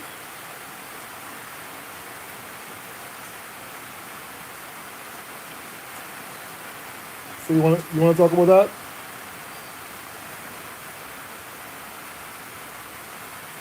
Good. Give me a minute. Let me wrap up this, and then you'll talk about it. All right? Good. So the device used, we see personification there. This is a dark time, my love. We see personification. Red flowers bend their heads in awful sorrow. The situation was so horrible that even nature felt what was going on. Even the nature was affected by what was going on. Even society's plight in the Guyana was affecting even plants. Martin did not spare us to highlight the serious nature of the ongoing situation. Right? Good. So that's Dulce at the this is the Dark Time I Love by Martin Carter. Now we're gonna turn to Dulce et Decorum Est by Wilfred Owen. And we have a Jamaican, seems to be a Jamaican, want to talk to us about that. Go ahead. Okay, so Wilfred Owen, he was a soldier. Can you speak up a little bit for us? World War One. Pardon? Louder. Oh. Wilfred Owen, he was a soldier in World War One. And the poem's title, Dulce et Decorum Est, is Latin and it is an honorable. But the poem itself has this because it's about A little louder, please. A little louder. We can't hear you well.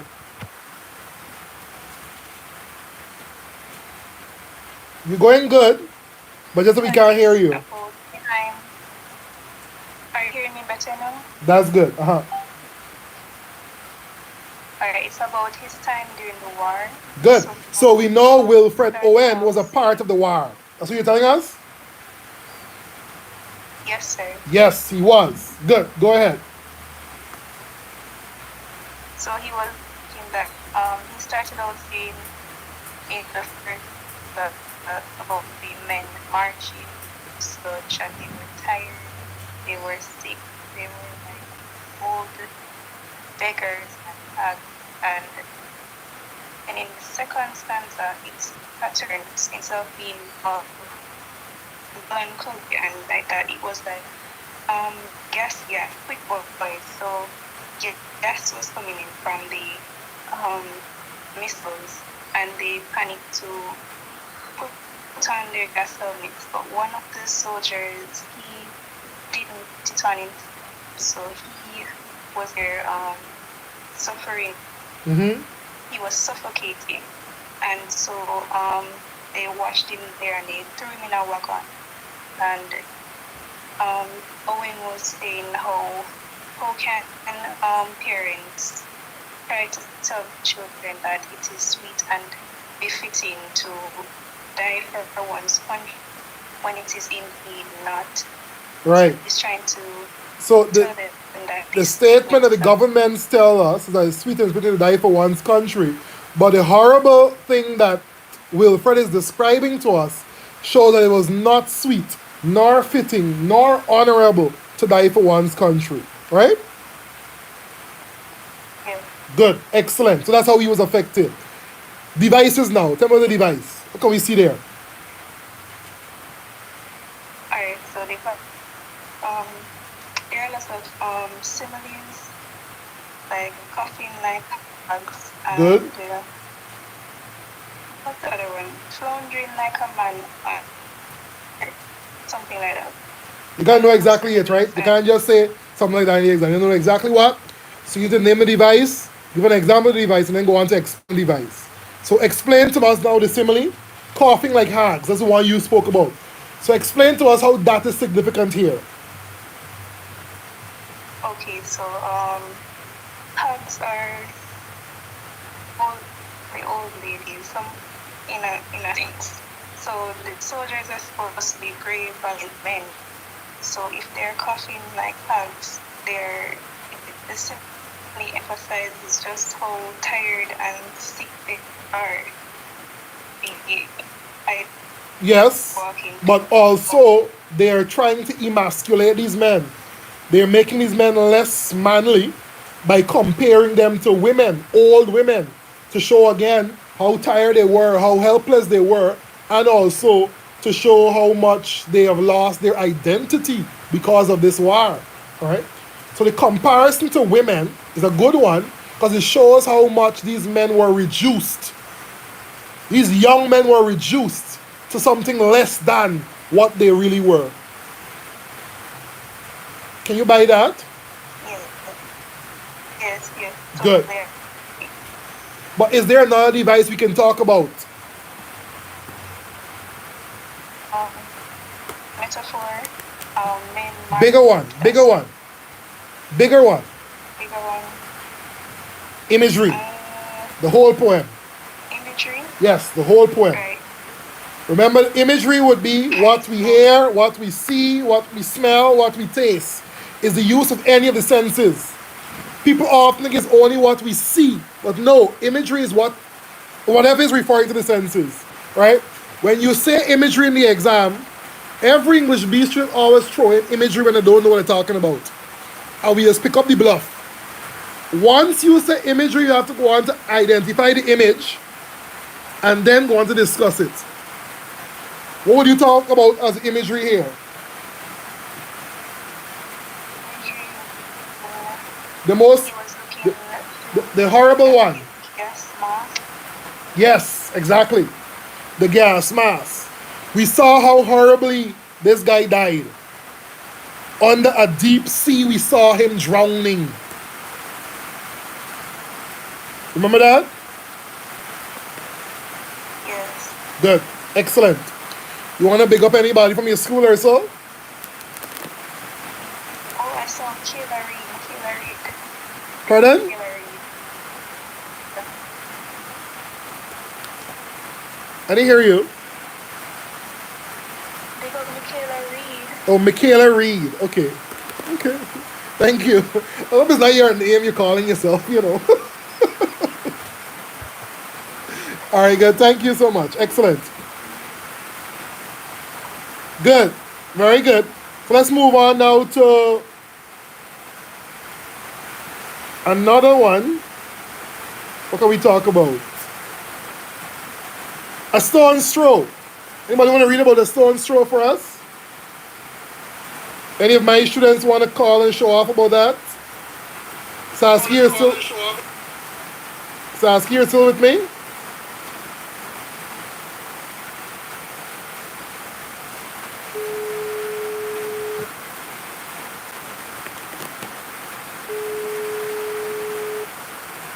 I'm calling you. Answer. You're talking about the stone's throw. Aha, you're talking about the stone's throw. Mute me on YouTube.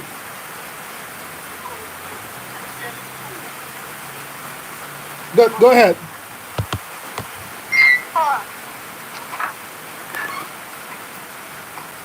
Okay, so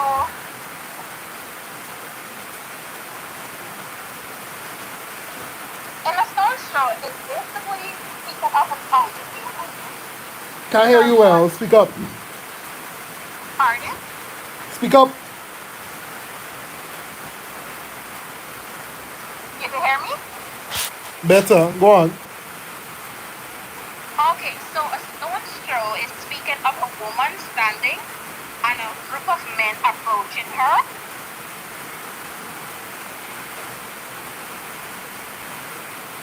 Can you listen? What they gonna do her? What they gonna do her? From how it was written, it seemed as if they were about to beat her Literally stoning her to death, huh? Why were they about to stone her? because she was a prostitute. She's a prostitute or she committed adultery or something of that nature. So So, they yeah. took it upon themselves to punish her for this crime that she has committed. Uh, Now let's talk about how was this woman's life affected by what was going on here.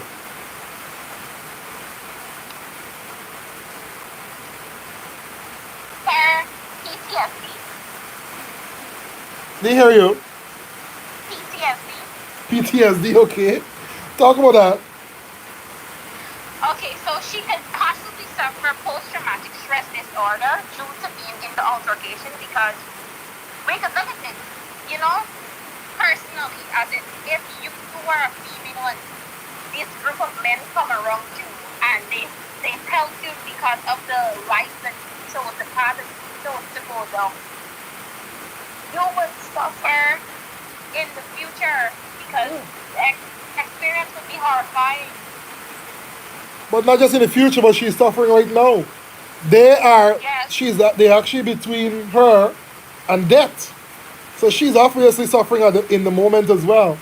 But tell me, what do you find ironic about this poem? Oh, that the men that that is trying to, like place out a punishment on her because she's an adulterer. They have to take chances as if they are correct in society, whereas they are doing more harm to society by abusing that woman. All right, so they claim to be they wanted her. Perhaps they didn't mention if our hands bruise her skin, blah blah blah, whatever exact words were. It shows that ours were virtuous, of course, they said. Their hands were virtuous, meaning their hands were doing the good work. But we know that maybe one of them wanted a woman, but they couldn't have gotten her. And what's happening here is people punishing other people for sinning differently. Is there a big sin and a small sin, Saskia? No, sin is sin. Sin is sin. So if you tell a lie and somebody else murder somebody, those two sins are equating to the same. We're still going to hell. Sin is sin, right? Sin is sin. Yes, it might seem as though one is more significant over the other, but sin is sin. So here these guys are punishing this woman for doing this dirty job, or they think it's dirty, by killing her. They want to kill her. They should not be killing her because they did not give her life. So by doing that is a sin. So they are committing a sin to punish another sin. That's your, exactly, that's your device. That's your irony there. Okay? Good. What else is ironic here? We see Jesus' character being mentioned. What is the purpose of the God, the guru, or the God merchant? Pardon, sir? What's the purpose of the guru or Jesus in this poem?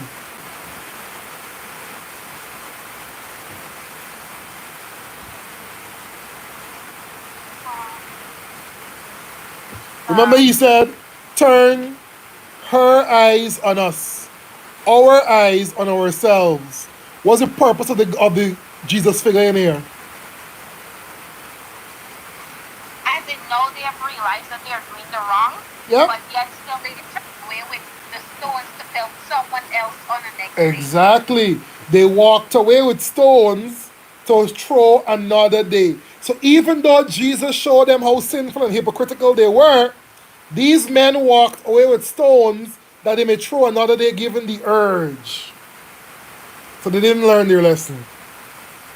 They're going to do it another time. Good. Excellent. Thank you. Okay, bye-bye. Who want to talk about another one?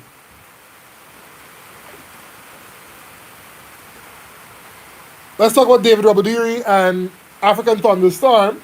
So this African Thunderstorm is talking about two things. One, it can be a literal storm coming, or one, it can be the white man coming to take over this country, right? The common one is talk about that storm. So the storm is coming and people are preparing for the storm. We're seeing how serious the adults are taking the situation, and we're seeing how playful the children are, right? So that's the people we're going to talk about that's affected by the situation. The adults are serious, the children are playful. That shows the innocence in children.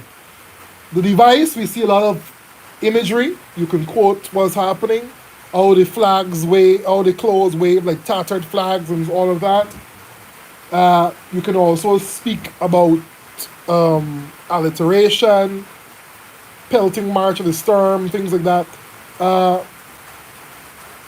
Pregnant clouds be a personification, highlighting to us how strong these clouds were. They were as if they were pregnant, highlighting to us how gruesome, how strong, how powerful the storm that is about to come will be. Once Upon a Time is probably my personal favorite. Yeah, you can mention all of those, Symbolism and all of that, Alicia. Once Upon a Time. The poem starts by repeating that. Once upon a time, son, people used to laugh with their hearts. It's showing us how people used to be sincere, how people used to be honest to the point, and now people are fake. Sounds familiar? A lot of you people in your generation are fake. They tell you one thing and behind your back they're doing something else.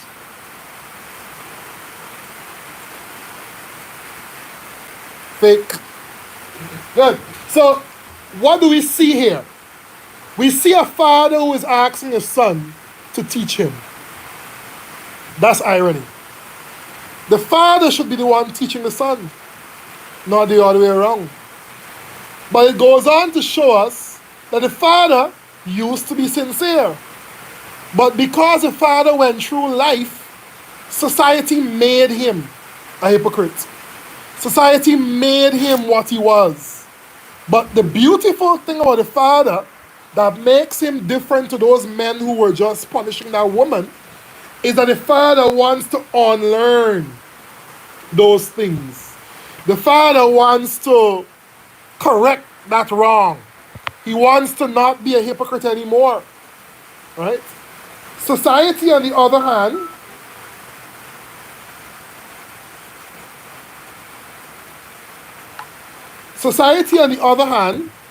is not doing a very good job. Society made him a hypocrite. Let me show you something. I'm going to share a very personal story with you. Just to show you, it's about a red woman.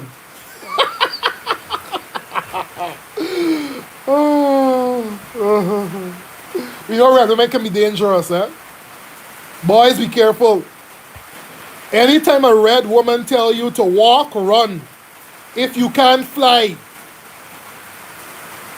Dangerous world out there. So, once upon a time, I was in love. So close to getting married. Very close. Was almost to go sign the paper. And a few weeks before the wedding, she cheated. Here we are now. Here we are now, so many years after, and I have not recovered from that situation. Right?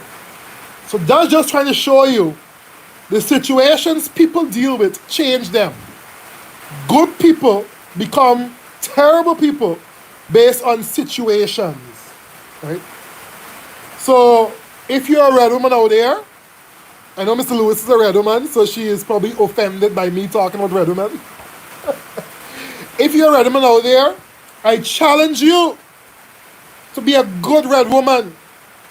That's a kind of paradoxical, because red women are not supposed to be good.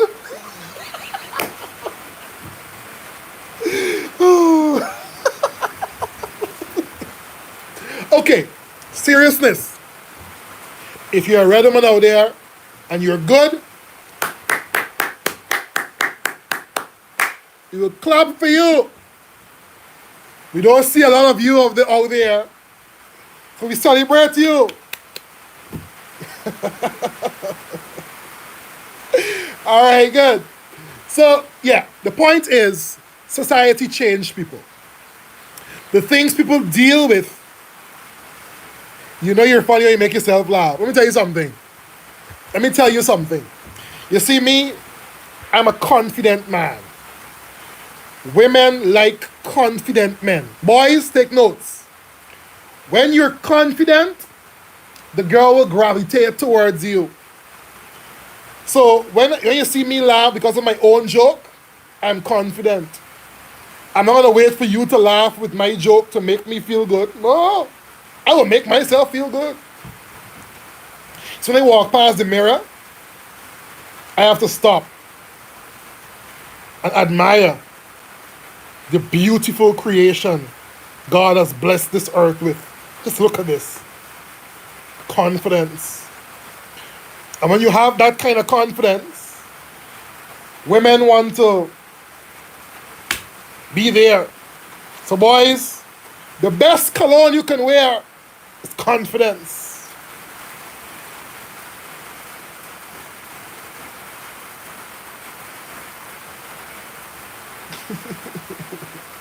I deserve better. Oh, I know. But because of that, now, let me show you. When people are hurt people hurt people. You don't understand what I just said, did you? Hurt people hurt people. The cycle continues. People who don't repair the hurt that they were dealt will go on to hurt other people.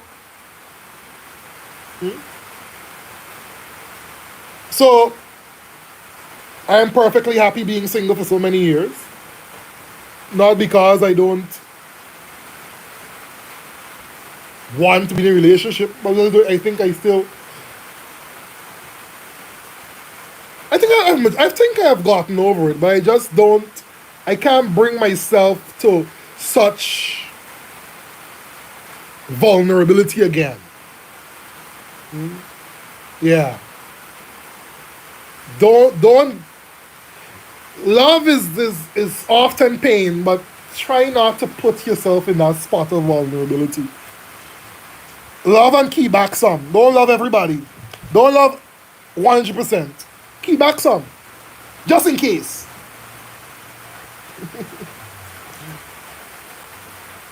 Yeah. Yeah, I agree.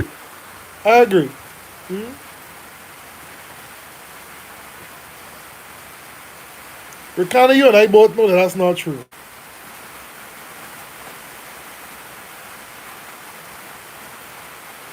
Good, I'm happy you can skin your teeth and have fun and still learn at the same time.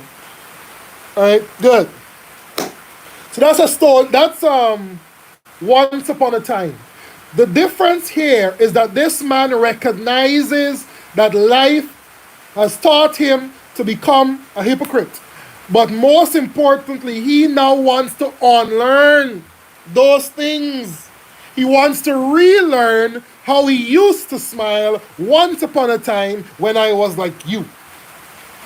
And it's telling us how much this man badly wants to relearn how he used to be.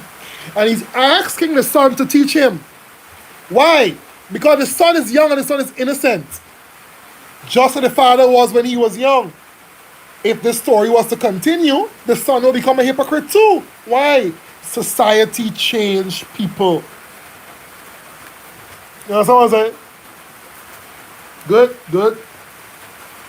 Come on, give those likes in, man. Put those likes in.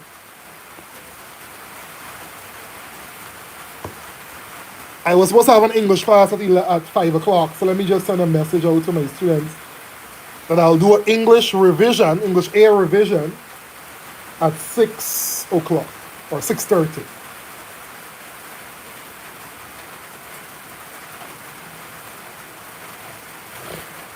We'll do theme for English B and Dreaming Black Boy next. So you can call if you want to do those.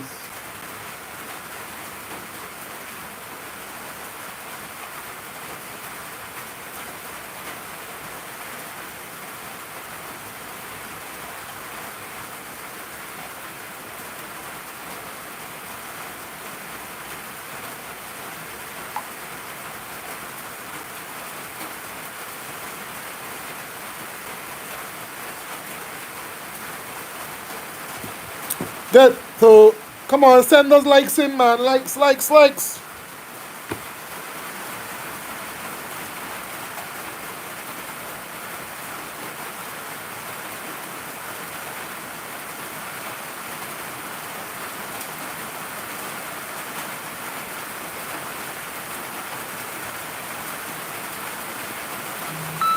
Well, man, y'all sung deep.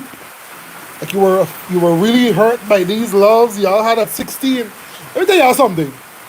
At the age of 16 and you feel as though you love everybody, there's the hormones speaking. Y'all ain't like nobody. There's the hormones.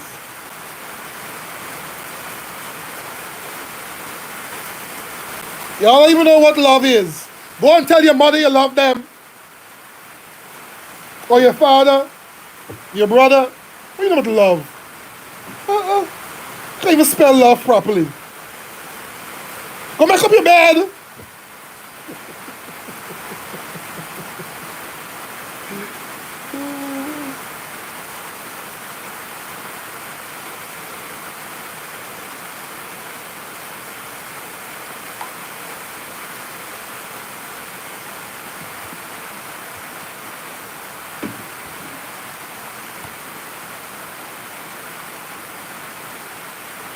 You can call and give your introduction for the essay. That's fine. Call and give the introduction.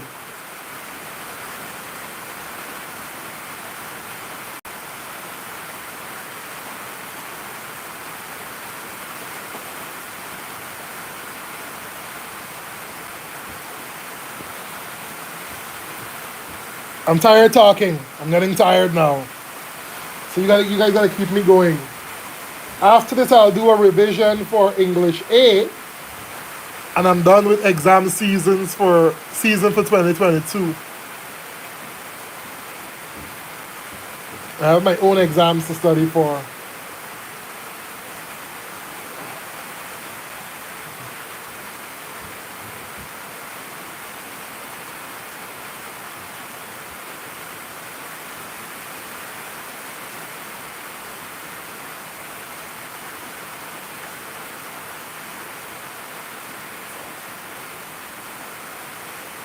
The call keeps ending. You're probably sending the wrong number. Let me send back the number that you can use to call me. Just remember to put in the area code, the country code.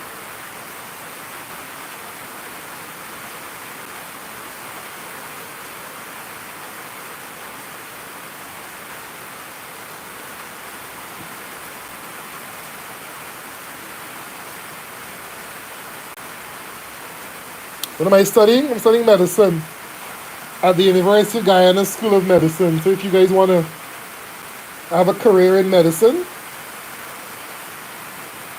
UG School of Medicine is the best place to study it.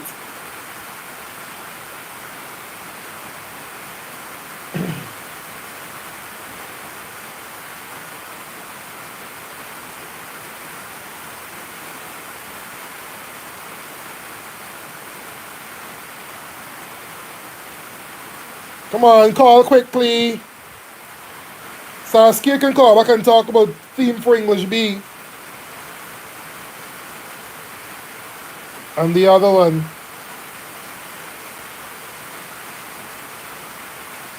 Does nobody want to talk? So you can talk.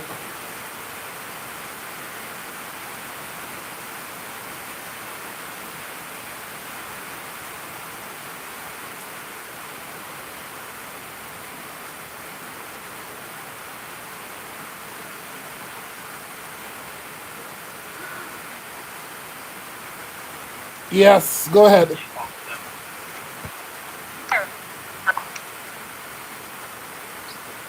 You gotta speak up. We can't even hear what you're Yes. saying. So we do it as a comparison. No, individually. Pardon? Individually. Okay, so in Dreaming Back Boy by James Barry, we can see a young boy. A young boy longing for the attention of his teacher. The lines of the poem goes, I hope my teacher eyes wouldn't go past me. That's quoting from the poem. This, That's this is, Dreaming Black Boy, a this theme is for English B. Dreaming Back Boy. Okay, go on. I wish my teacher's eyes wouldn't go past me today. This is hinting that in this classroom, he's not being acknowledged by the teacher.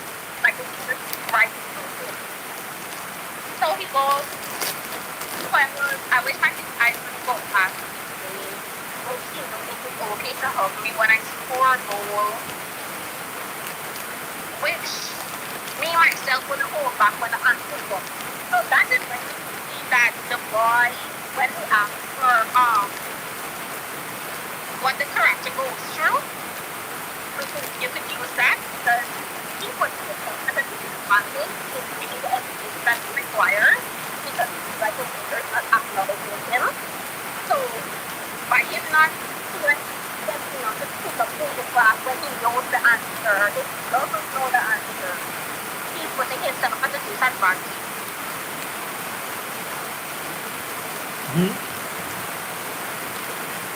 The situation is this school student who is obviously limited by society because of his race. What else? Yeah, right. As well as other things we can see that the child is limited by or limited with. Pardon? Are there other examples of how the child is affected? Yes, when he speaks about traveling the globe, when he says no person or power could have ever made it okay. I mean, when brown people travel the world, when brown people travel the world, other races, particularly Caucasians, make it a little hell for them because they can't do things normally like other people want because people look at them, call them names, because they find this people happen. We hate that admit it, but in other countries when you go to the wealthy race of people and people think because that they are a lighter complexion of that they wouldn't behave right at the end of the day. If you're not white, you're wrong. And other countries will make sure that you know that. So you feel unwelcome in the country. So in the poem, the boy is wishing that he wishes educated to the best of his ability and travel every quick cross way of the globe. And no one will make it bad for you. No one will spoil that experience for you because he is wrong. And in the time when the poem was written, I think wrong people weren't allowed to enter a hotel Right. or something of the sort.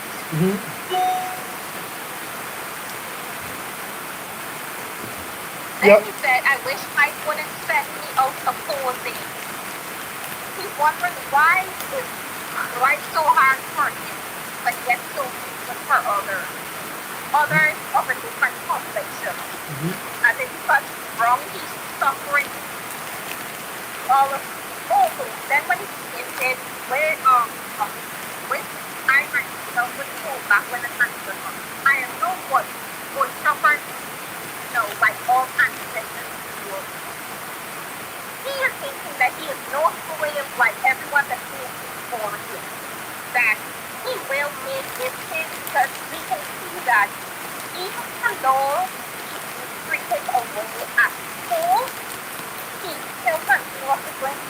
longing for this education, longing for this expensive life.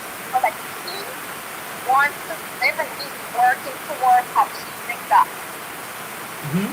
Because if other people would have dropped out of the school or go to school and just go about, but he's still going because he wants a better life for himself. Good. Devices.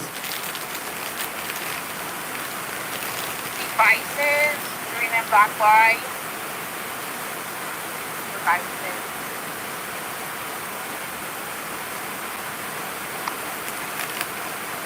Dreaming black boy. Dreaming black boy. I wish. I wish. I wish. I wish repetition. Good. Repetition. Why is it being repeated? Pardon? What is the importance of the repetition? Repetition is emphasizing how badly he wants Yeah. this life Exactly. to be accomplished. Exactly. So badly wanted this thing. And we can see this guy here strongly believe that if he's educated, he will get this life that he's talking about. So he believes education is the way out of all of this misery. Right? But we will turn now to a theme for English B, which will show us now somebody who already graduated high school, going on to college, and show this to show that the same situation is presented even at college. And really education might not be the way out for black people. So let's talk about that. Theme for English B, Langston Hughes. Okay, so in the poem, I'm saying for English people, and what Sir always emphasizes about is people come to the poem. So the parent is dreaming black boy, you know it's a little boy. And in English, we can say it with adults now all grown up. Mm-hmm. So in this poem, he was tasked, he's attending college, and he was tasked to write a page. The end was Moses and write a page and let that page come out of it. So in this way we can see, in this poem, we can see irony. Because how dare me, a black man, sit here and write my struggle to you, a white person who can't see. Yeah. So the poem is talking about how he wants similar things like everyone else. Just to show he's not different to anyone else, right? Good. But I want you to paint the picture of what is happening here. We have this adult male who's going to college and is moving uphill. Tell me about his travel to school and back, and what does that show us?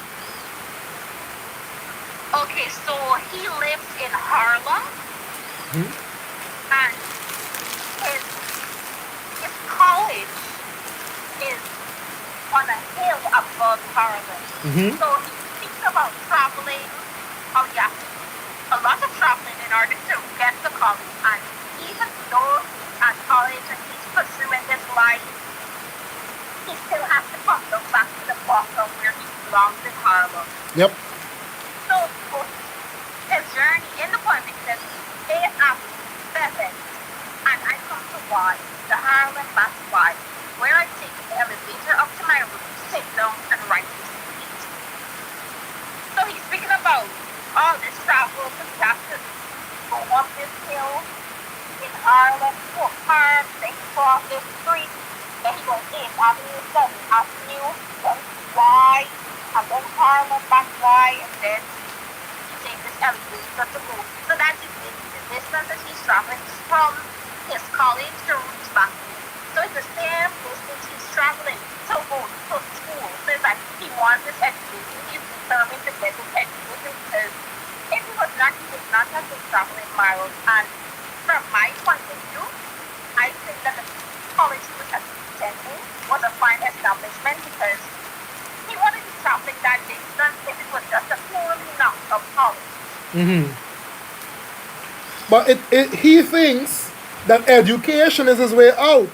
But you want to look at it as on another side. The mere fact that he has to go back down to the ghetto where he's from, is telling us that we really can't separate the two. You think so? Exactly.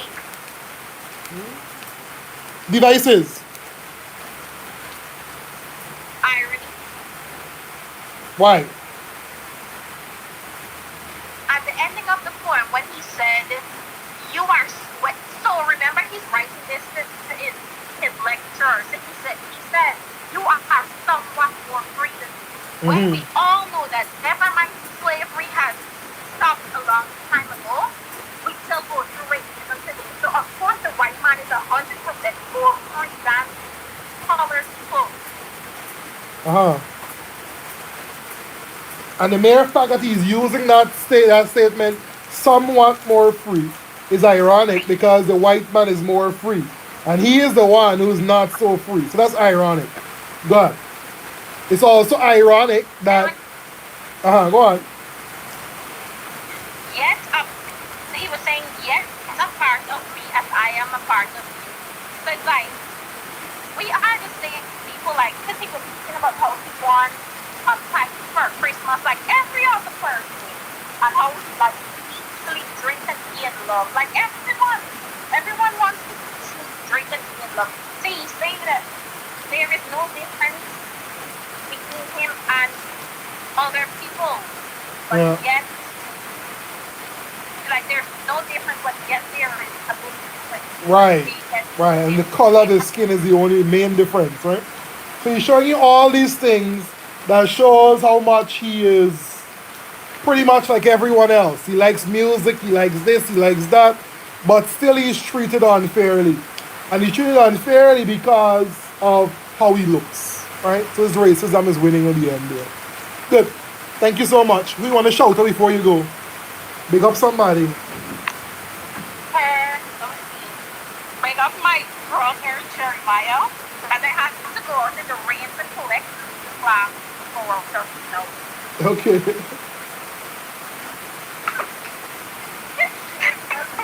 I pick up my English because I wasn't in this possible of my way. Okay. All right, good. Thank you. Alright. All right. Good. Let's another two down. Anybody else wants to call in?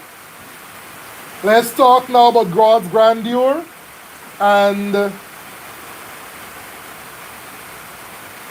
sonnet composed upon Westminster Bridge.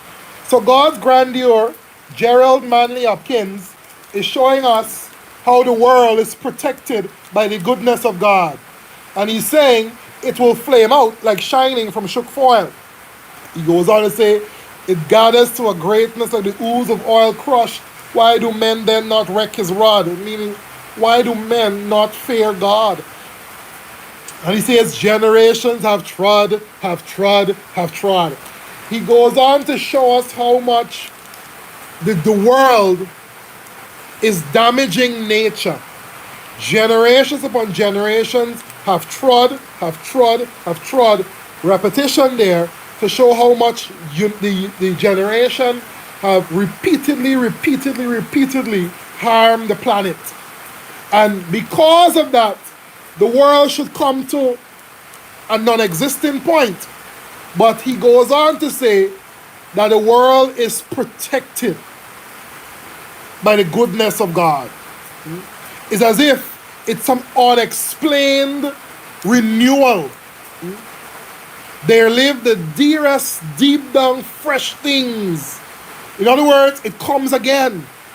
When they think they're destroying the world, yet the world is renewed by God's grace. That have trod also shows us some amount of onomatopoeia. Like the song that the army would make when they're marching, when they're destroying the grounds. Right? Generations have trod, have trod, have trod.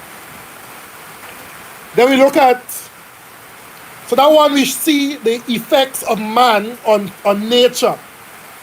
How cruel, how destructive man can be.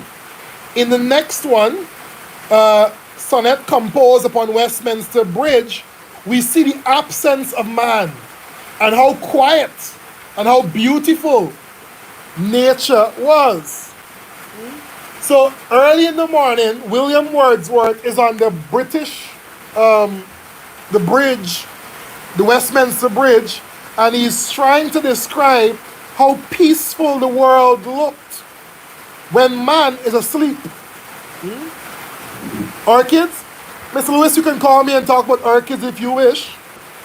Yeah, it shows how beautiful the world was with the absence of man. Somebody should be bigging you up. I swear they should. I asked my donate to $10. Nice time, I'm gonna buy food. He just typing though. He didn't actually donate no money. Cheap. I gotta be a Jamaican.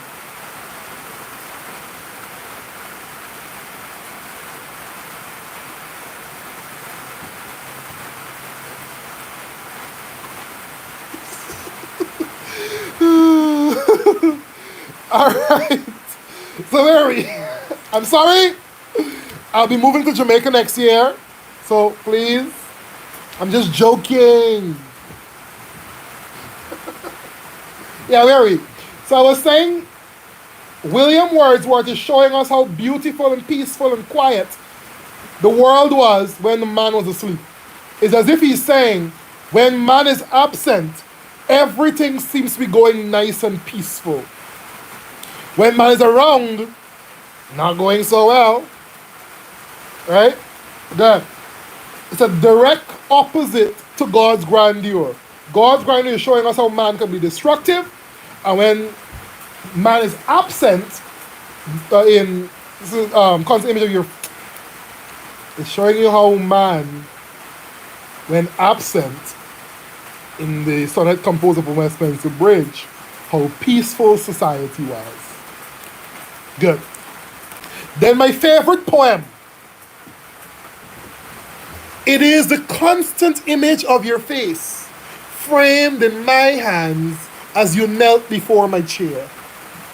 It's as if the poet is saying, I did what I did because of how you look, the beauty. And that cannot be the beauty of a red woman. That cannot be the beauty of a red woman that made that man change. Couldn't be. Oh, that gotta be a darkie. Can't be a red woman. Because if it were a red woman, that man would have wanted to go to war just to escape that evil nature.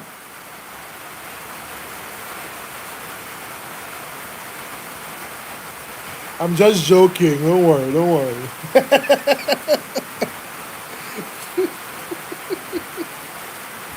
Good. So, what we're seeing here, a man is saying he is conflicted by two worlds. One, the world that has the protective nature from a woman, and listen, y'all stop teasing me with this donated money thing. Y'all teasing me. Stop it. Y'all please stop it. Please stop it. I'm gonna end this live if y'all keep teasing me like this, you know. Y'all making I think I get money to go to the Marriott for dinner, and y'all just bluffing me. Y'all stop it, man.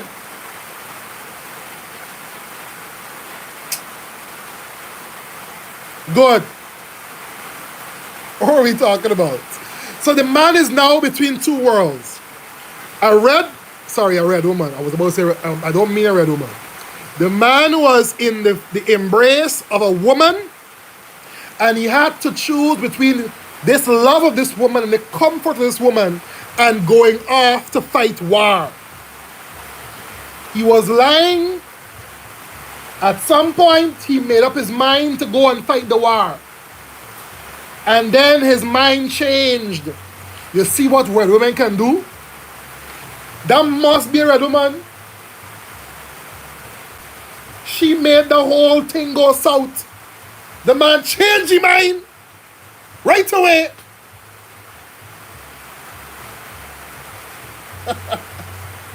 So he ended up what? choosing the embrace of the woman over the country. It's as if he's saying, I hope she, my other, will forgive me for the still fresh treason to my country. That treason to my country suggests that he has chosen the love of the woman over the fighting of the war for the country. You making sense? You know what I'm saying, guys? So this man chose the woman over the country. What are some devices we can see there?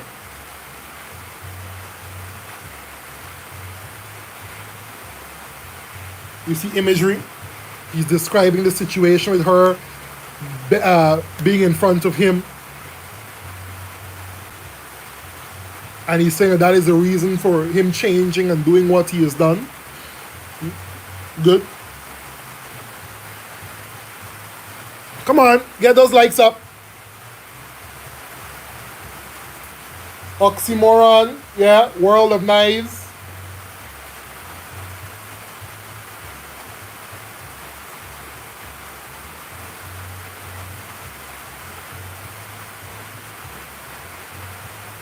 Music in the background. The opposite of Dulce et Decorum Est, exactly.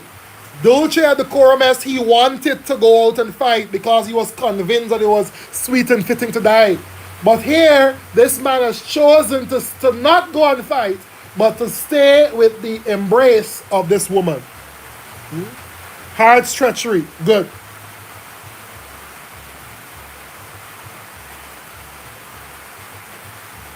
Get those likes up. Get those likes up. Oh, the rain songs. Oh, yeah.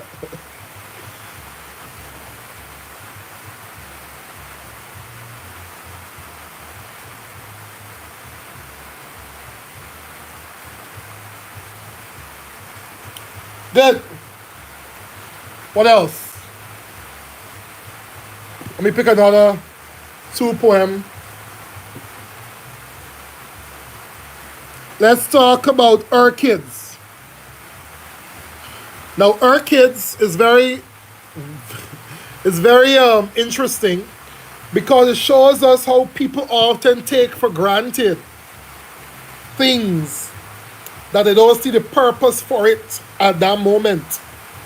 So, if I remember the words, orchids, Hazel Simmons MacDonald, she says, she's leaving this house and she's taking with her the box pieces of things that she has gathered while she was there. And she's saying one thing is left, a spray of orchids that someone gave, a person who makes a ritual of a flower giving scent. This person is giving these flowers for every season. And they're saying that they find no purpose in this. But they're saying when they look deep into the flowers, the purple petals draw you to look at the purple heart. And she goes on to show that she doesn't find the beauty in these flowers when they're alive. And she's saying that maybe when they're dead, when she puts them in the book and press them between pages of memory, and when they become dead, perhaps then she would admire their peculiar poetry. That tells us what? That's life. People only recognize the good in you when you're dead. Sad truth. When you're alive, you are these orchids that they want to get rid of. When you are dead, then they recognize your peculiar poetry. It's ironic.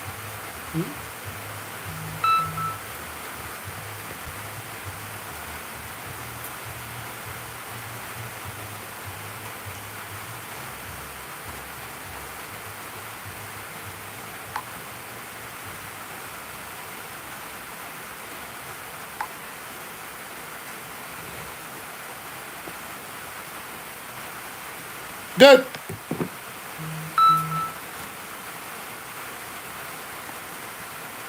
Let's see what we have next. Let's go through Olag and woman speaks to the man who was employed her son.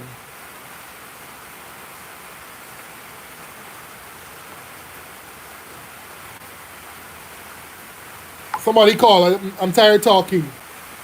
I'll drop the number in again.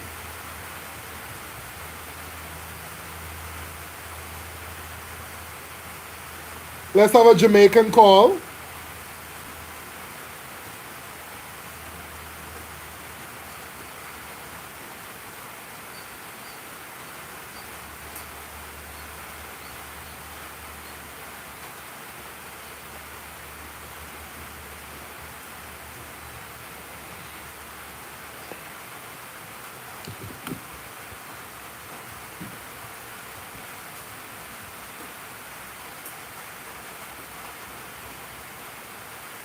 Yeah.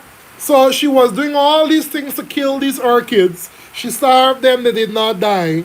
She didn't water them, she overwatered them. And then, as they're.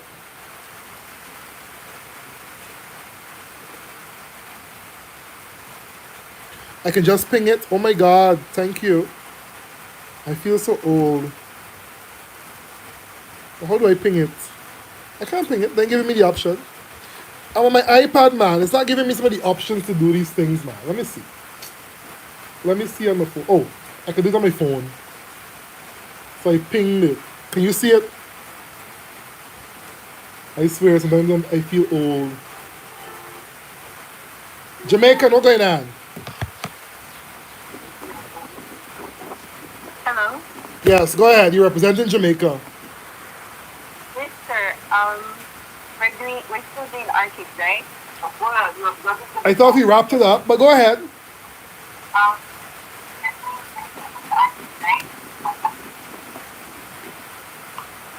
That's what you want to talk I'm about? hearing- Yes, sir. Go ahead. So here we're seeing where the lady has no interest in the flowers because By the way, which number you're using to call? The +1 or the +592? sir, the +59. Okay, good. Thanks. Go on. So we're seeing here where the woman has no interest in the flowers Uh-huh. and she has done all sorts of things to kill it. So she said that she only watered it once and that after she thought it would die.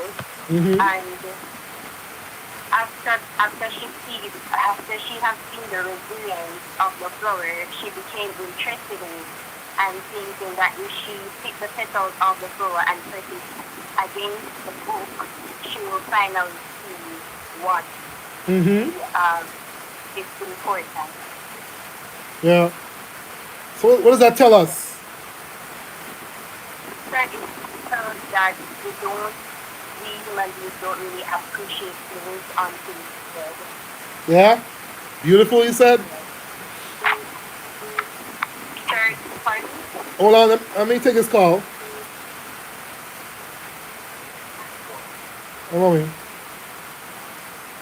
Yeah. All right.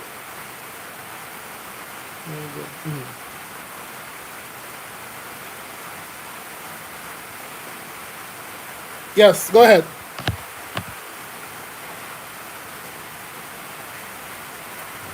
Hello?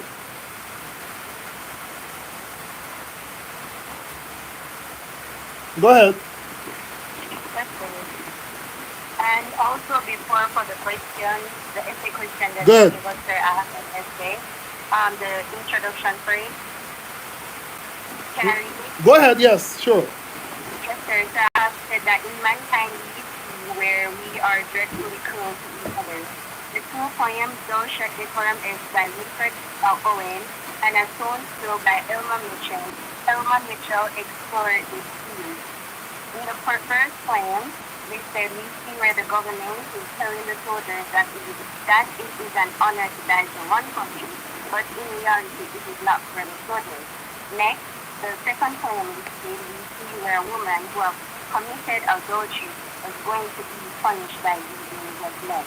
A poetic device that was used to discuss this theme is imagery in dull shapes, performance, and irony in a fluent way. All right, so that's how your teacher taught you to do it? Or that's how you learned to do it on your own? Yes. All right, so you don't put the point in your introduction. Introduction just summarize the event. You see the part where you started by telling me what is happening in Dulce and Decorum and what's happening in the other one? You keep that for your first paragraph, not the introduction. But you started well.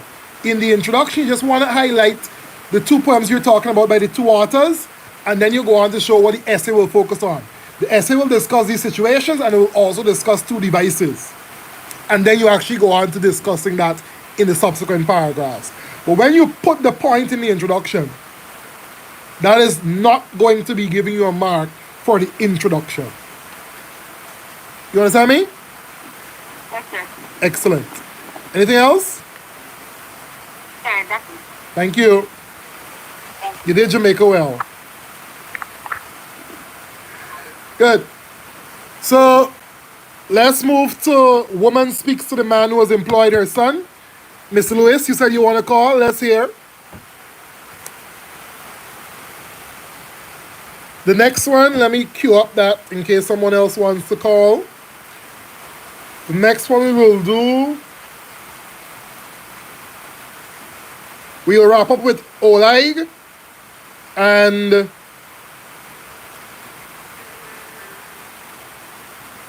yeah, give me a minute. We'll wrap up with Oleg and not Dreaming Black Boy, My Parents. Go ahead. This poem is more like about the speaker. Well, when the speaker tells us of the mother who worked and made like a lot of sacrifices to raise her son, only to have him like dash away her hopes when he don't get himself caught up with like criminal elements. And that she made up her mind that his life will end violently, so she bought materials for her funeral dress ahead of him even dying. Right. And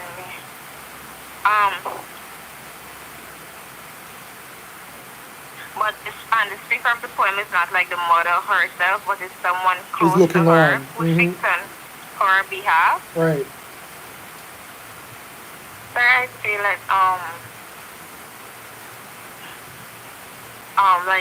some devices would be like contrast where what she expected, like contrast the difference to what she expected when the poem talks about like the morning sickness and the baby growing inside the mother that imitates natural but then dramatically like switch to talk about machine gun and hot exploding death. Right. Right. Beautiful example of device. I like that. I like that. Good. What else? I just feel like the contrast is between life and death. And nature and like technology. There's biblical illusion too. Can you talk about that? She referenced the thief on the right hand side of the cross, referencing Jesus and the men who were killed beside Jesus. But good, you're not going to come to the point. What is the problem here? The problem is that this boy is without a father. And because of that, he is at the mercy. Go on. So like in lines 28 and 25, the biblical allusion is used. Like in the book of Matthew, Jesus asks the question, which one of you, if his son asks him for bread, will give him a stone? Exactly. Any good father will naturally give his son what is good to him, but not the father in the poem. The father figure in the poem is giving this boy, when he's asking for a livelihood, he's giving him a gun. And that shows how brutal this father figure is. This boy is really just looking for a father figure, and this man is giving him a gun. Right? Good. Go on. Yeah. So I'm going to Florida. That's it? I'm not. Yeah. Good. Thank you. So excellent. Let's hear Oleg now. We wrap up with Oleg. The others are boring. Oleg. Miss Smithy, Mr. Smithy, you can call now. So Oleg was written by the Guyanese. Of course, everything that is nice and beautiful come out of Guyana.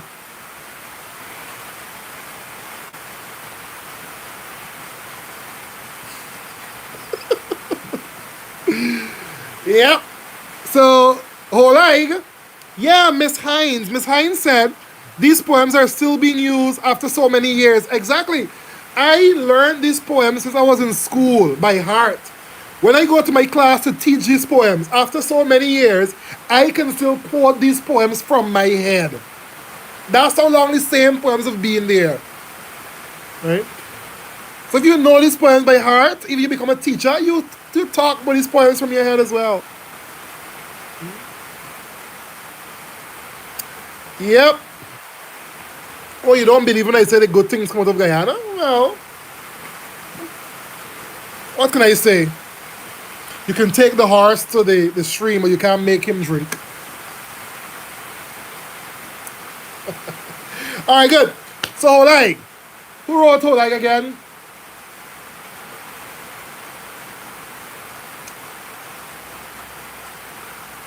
His name is not coming to me. Oh, Mark McQuarrie.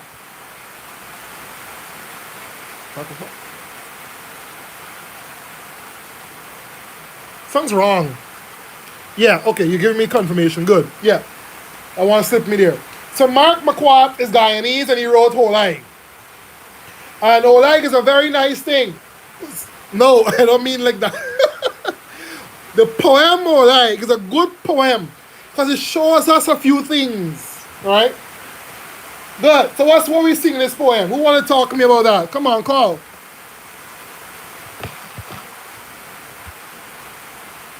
Yes, the Jamaicans call it whatever they call it.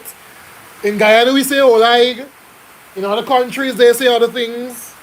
You know, well, we in Guyana we say old haig, and in Trinidad they will say haig old.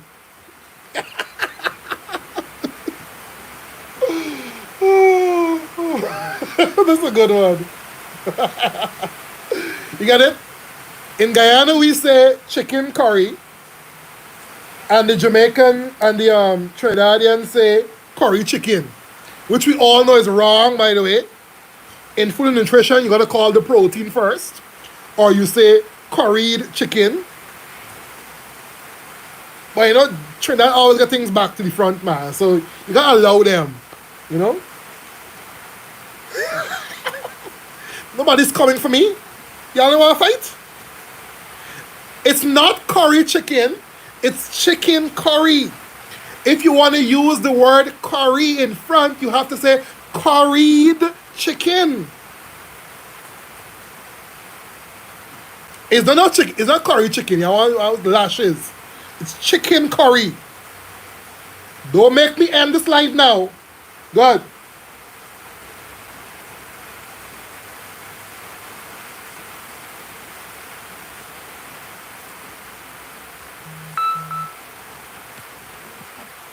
Why you get enough Trinidadians here, man?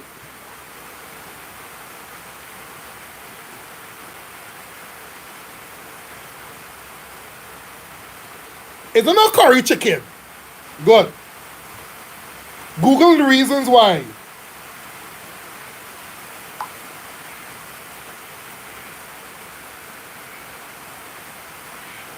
Here comes a Trinidadian.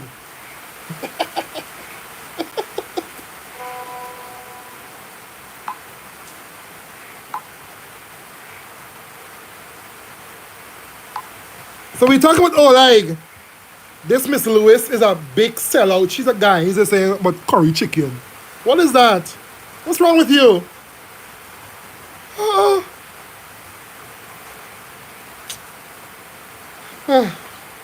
Anyway, why not? That is the correct thing. Listen, you write a 500-word essay for me on why it's curry chicken and not chicken curry.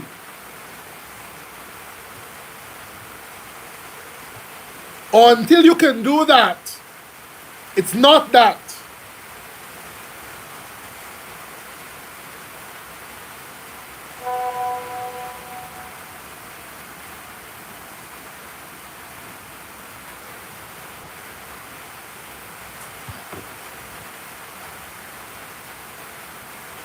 Some people just cook the chicken first and then put in the curry, so there's no point.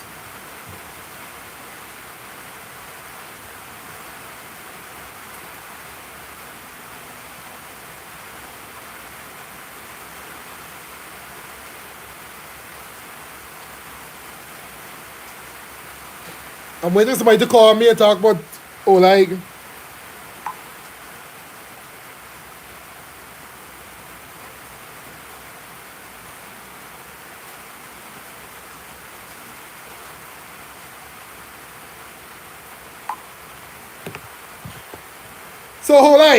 so we have this old woman who is accused, and it's all really a superstition kind of thing, supernatural kind of thing, and they're saying that this woman is capable of transforming herself into, like, let me give you a story. I tell my students every year this story.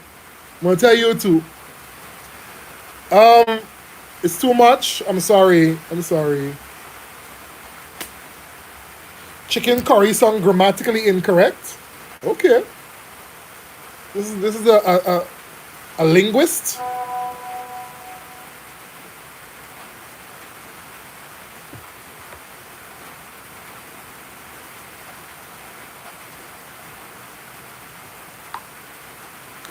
Yeah, so let me tell you a story, my story on this Olaik situation. So when I was about 8, my sister was just born. And my family had just moved into our home. And we were all basically in one room. My brother, myself, my father, my mother, and the baby. And when the Olaik was coming, she was being attacked by Olaik basically. As the Olaik was coming, there was this wind that comes with the Olaik. The lights go out and you feel the presence in the room, right? Then the baby starts to cry. And then after a while, you see the marks on my sister's skin. Mommy would wake us up and put crab oil on our skin. I don't know if the crab oil is still a thing or if it's known in other Caribbean countries. But that was a major thing here. And since then, I, as much as I might now want to say, oh, I'm a person of science and I don't believe in these things, I know what happened when I was a child. Right? And I will still say that those things are actually things, right? And they do say that the first person you see the next morning is often the person who was the Olai, right? So what is this Olai story about? Here, they claim that the Olai was given a new sense of life when this Olai sucks this baby blood. The Olai at first starts to deny it, and then she goes on to say who wouldn't like blood in fat black pudding instead. After which she goes on to admit. Let me get the words of this one. This one's a very nice one. I want to get it right. Where am I?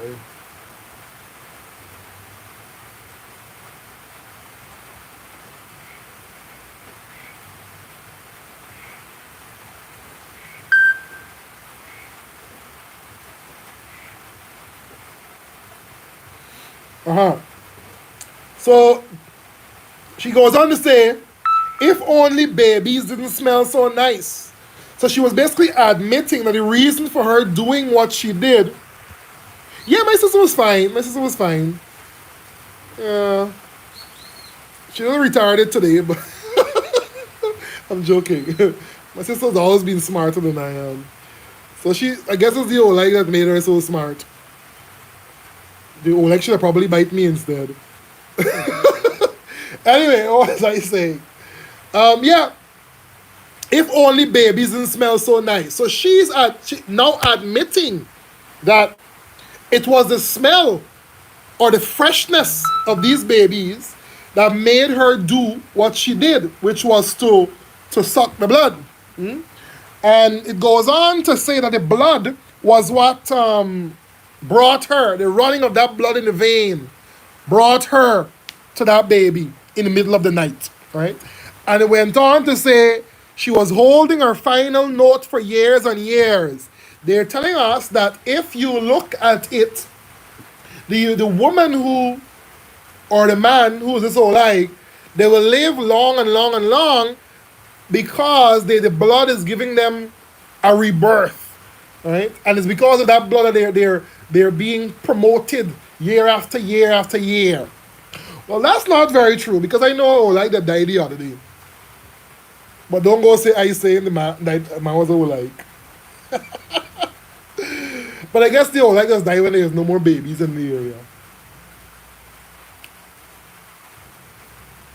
Anyway, enough of the superstition. So the poem has a nice projection at the end. And I want to seriously give us this. You see, English B is not just about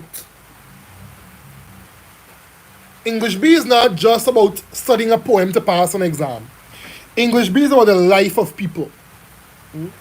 And in English B, we are using what happened before to model and to understand life. The poem had a projection that goes on, and I would ruffle some feathers up a bit now. Let me get our exact words. The poet says, "Then again, if I didn't fly and come to the fresh pulse in the middle of the night, how would you, mother, name your ancient dread? And who to blame for the murder inside your head?" It is as if the poet is saying to us that because this mother just had went through labor, perhaps this mother is tired. Perhaps this mother wants to kill this baby. And because of that thought, the writer is projecting it onto someone else. So what is projection? It's when we cannot admit the truth about ourselves or the truth in ourselves, we project that same truth onto someone else. You know what I'm saying? When you cannot come to understand something in yourself, you put that out there to someone else. What do I mean by that? You know, oftentimes, the more common example, oftentimes some people who are undercover, they're undercover in what they do. They can't bring themselves to understand that they're gay or want to accept that they're gay. So they are projecting their gayness on other people. And they punish other people for it when they themselves are under the cover. Projection. We cannot bring ourselves to admit one truth about ourselves, so we will project that on someone else. So this poem is trying to show us projection. The mother cannot bring herself to admit that maybe because she's so tired, she wants to see the death of this baby. So if this baby dies, she wouldn't admit that she's the fault, but she's blaming someone else, which is Olai. It's called projection. We can't admit that we are hypocrites. So we find everyone else who is a hypocrite and call them out for being a hypocrite. But we don't admit that we ourselves are hypocrites. Right? That's too deep. Y'all not ready for that kind of talking tonight. But do you think you understand what I'm saying? That's a brilliant projection that is in Olay by Mark McQuart.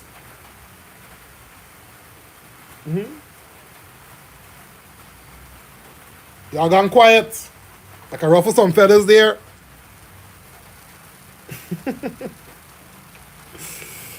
Good. So we are done with the poem section. Remember, in the poems, you have to postpartum psychosis. Yep. Yep. We cannot. Yeah, what was I saying? So remember, in the poems, we have two questions. One will be on the 20, on two named poems, and one will be a theme that you can answer any poems using, or use any poems to answer it. It's one essay you write, but you choose which one you want to answer in the exam. Whether you want to use the named poems or you want to use your own two poems that is in the syllabus to answer the question. Right? A serious mental health issue that is affecting people. Yeah, it's a serious issue. And again, a lot of people experience it. But because mothers are supposed to always be so nice and thing, people don't expect to find mothers like that. But mental health is a serious thing, and even if we don't talk about it, it's still a serious thing. Many persons go through horrible thoughts, and they can't talk about it simply because everyone will shun them. You suicidal? What? What nonsense is that? You want to kill yourself? You want to hurt? You're depressed? Go eat some food. People often think mental health is something you can just close your eye and wish it doesn't exist, but that's not the case. Some people are really struggling. And if you're one of those people, there are many people out there you can talk to. Right? Come on, go on, like the video, like the video, like the video. We are going on now to talk about the finals chapter, prose. How long have we been here again? Gosh, I'm tired. After this, I have to talk. After this, we have English B, English A, revision. That should start at 6:30. I already spoke about the Tempest. Oh, I'm tired. Good. So, where are we? Come on, like the video, like the video, like the video, like the video.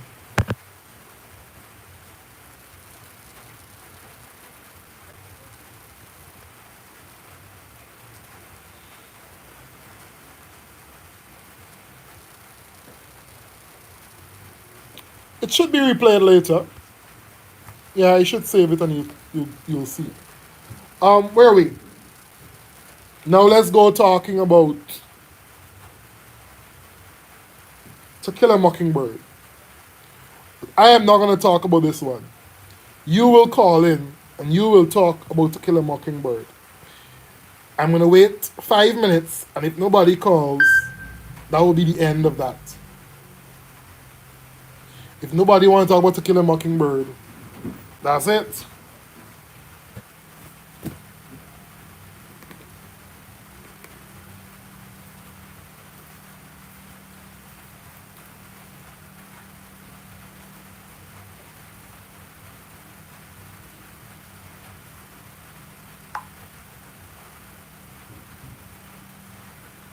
Come on, somebody call and talk about To Kill a Mockingbird. My number is pinned there. Add me on WhatsApp and call if you wish. I'm here to facilitate and guide the conversation.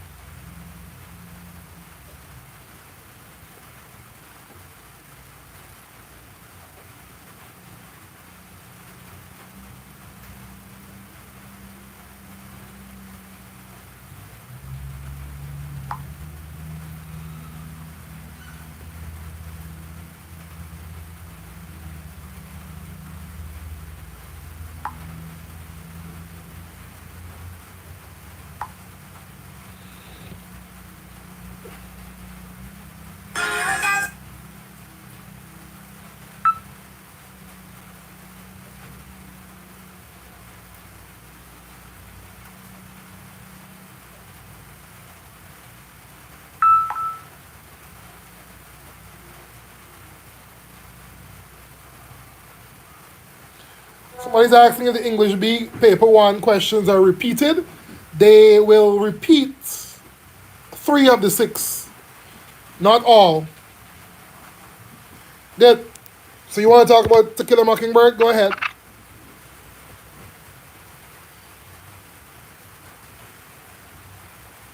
Hello? Yes, sir. Go ahead. So, To Kill a Mockingbird, you can see racism. So, you hear me? Yep. So, in this play, we can see racism because a black man, Tom Robinson, is being placed on trial for the rape of a white woman. Her name is Mayella. So, Mayella's father went to work, I think, or he was on the road. And when he came back, he saw Mayella with this black man. Because mostly the questions that CXC bring is on Atticus and his children and about, like, they ask, like, how is racism shown in this play. Mm-hmm. So, when Mayella's father came and saw Mayella with Tom, they went to the make a report, rape, and he was placed on trial. So Tom Robinson was brought before a white jury, which we all know back in those times, there was no way that, even though he was guilty, in my opinion, that there was no way that he was going to be free. Even though he was guilty? Even though he was not guilty. Okay. Full of there. Right? So, even though he was not guilty, we all knew that as a black man, he stands no chance. So, we came to, like, everyone that read the novel came to the conclusion that he was not guilty because Mayella kept changing her story. She wasn't sticking to one. Right, and she claimed that the man beat her as well. And the way in which she was beaten, Tom Robinson, it was his left hand or his right hand. whichever one, he was handicapped. He wasn't able Exactly. So one to of his inflict. hands, the hand that supposed to give those injuries was the hand that was not functioning well. Mm-hmm. So It's not possible. and then this when everyone knows, but they still played a blind eye to it. So And that's irony. Yes, racism was also shown by white against white when Atticus. So Atticus is Tom's defense attorney, and everyone in the community turned against Atticus when Atticus Defended this was black man. representing this man. Like, how dare you, a white person, going to represent a black person of rape someone of your own color? Right. So the community turned against him, and some turned against his children, which was Jamain Scout. So we can talk about the parenthood of Atticus raising his children. So Atticus was not racist, which was quite ironic because Atticus was brought up in a household of slave owners. So Atticus came from a lifestyle of slave owners, so he was taught to hate black people. And we could see how, never mind he was in the same household, everyone chose their own path because Atticus' sister was racist and he was not. And Atticus had his housekeeper, Miss Calvarina, which he wouldn't call her his housekeeper. That's more of a member of his family. Right. So he doesn't judge how she parents his kids. And it had an instance in which the sister was upset with Atticus because, like, how dare you have this black woman raising my niece and nephew? And Atticus, that's when, he and his sister could have followed because he was like, she's a member of this household. And he doesn't see her steering his children in the wrong direction. So as long as Calvarina wants to be in this house, she will remain in this house despite of what you think or what you want. So we see the definition of just a few points, just a point to talk about. Uh, Racism is a discrimination against people of the opposite race or a different race than you are. Anytime it's people discriminated against the same race, it wouldn't be called racism. It would be called colorism, right? So that's Okay. a point to note. Yeah, but when we look at the definition of a mockingbird, it was said that a mockingbird is someone who doesn't do uh, But bad things. The person just do things to the benefit of the society, right? So, who yes. are some examples of mockingbirds in this play? So in the play, a mockingbird was In the not the play, we in the have book. Atticus. It's a prose. It's not a play. It's a book. No, yeah, yeah, sorry. We have Atticus. Yeah, Some said Bobby Well, please, Bobby Well. we have Bobule. Bobule. Bob. I would Wait, agree. He was the some hypocrite. said that. Wait, hold on. Is Bobby Well or I'm trying to remember the next person. Bobule is the man that did the accusing of the rape. Boo Radley, you mean? Oh, Boo Radley, yes. Hmm. Boo was considered a mockingbird. Atticus considered a mockingbird. Tom Robinson was Definitely. mostly considered a mockingbird, but he was like an underrated mockingbird because you have a disability. Because he was saying that she asked him to help her with something. Like I only have one arm. What you think I can really do? But he still offered that help, Let me be honest knowing with that you. She didn't want him to help her with nothing in that house. She wanted a exactly man. we She had wanted a we man for had the herself. discussion The boys, you gotta be careful. These girls gonna ask you for help, and then they will set you up. Careful.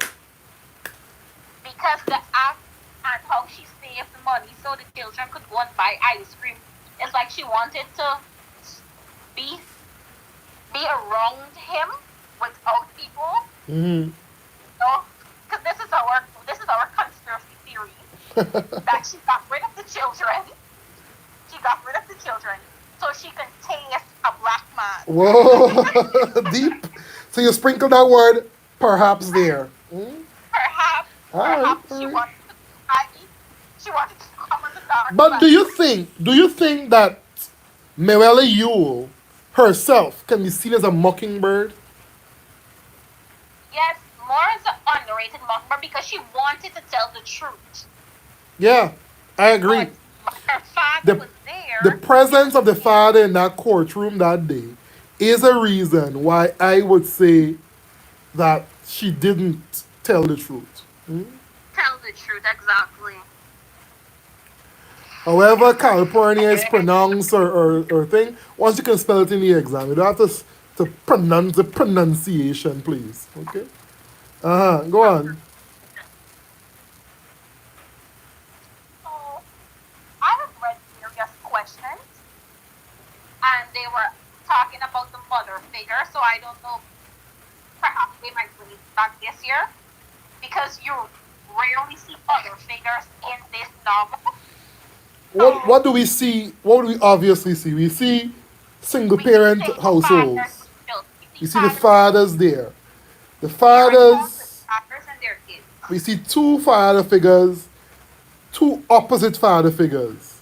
Figures, In exactly. not even two, we see three. Tom Robinson was also one. But we see the two main ones, Atticus Finch and Bob Yule. Everything that Atticus is, Bob Yule isn't. That's a good Yes. comparison. Good. They had the instance in which Bob Eel tried to kill Jem and Scout through the alley when they were walking home from the concert, I think. It was a concert or a show, something of the sort. And that's when Bob. Was it really Bob or was it Bob's brother? I think it was Bob's brother. Bob only came out to either put stuff in that knot hole or Yeah, to save Gem and Scout. And really, in the end, Robert Yule died. When yeah, Yule died, they wanted to say that it was an accident and so on. I don't think it was an accident. I think Bob Buradley got rid got rid of Robert Yule. Yes, and then Boo used to place presents in the tree for Jamain's skull, and when his brother found out, he sealed the hole. Yeah. So he was somewhat of a handicap himself. He was not mentally as a man. He was more of a child in the mind. So he used to want to communicate to the children by placing these little treats in the nut hole for them and so on. So he had a nervous breakdown or something of that sort. Again, another mental illness kind of thing being presented to us. And because of that, he was restricted to his house most of the times. And eventually, though, he came out just when it was important and saved those children from being killed by the evil Ew.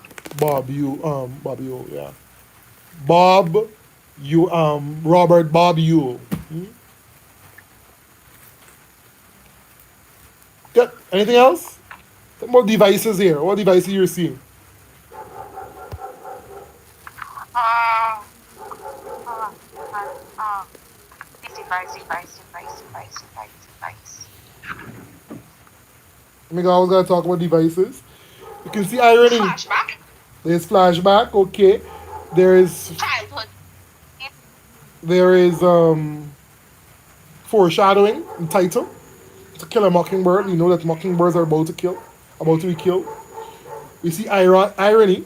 It's ironic that with such great evidence, and the society will still go on to criminalize somebody, yeah, that is innocent, despite all the evidence pointing to the person being innocent. Yes.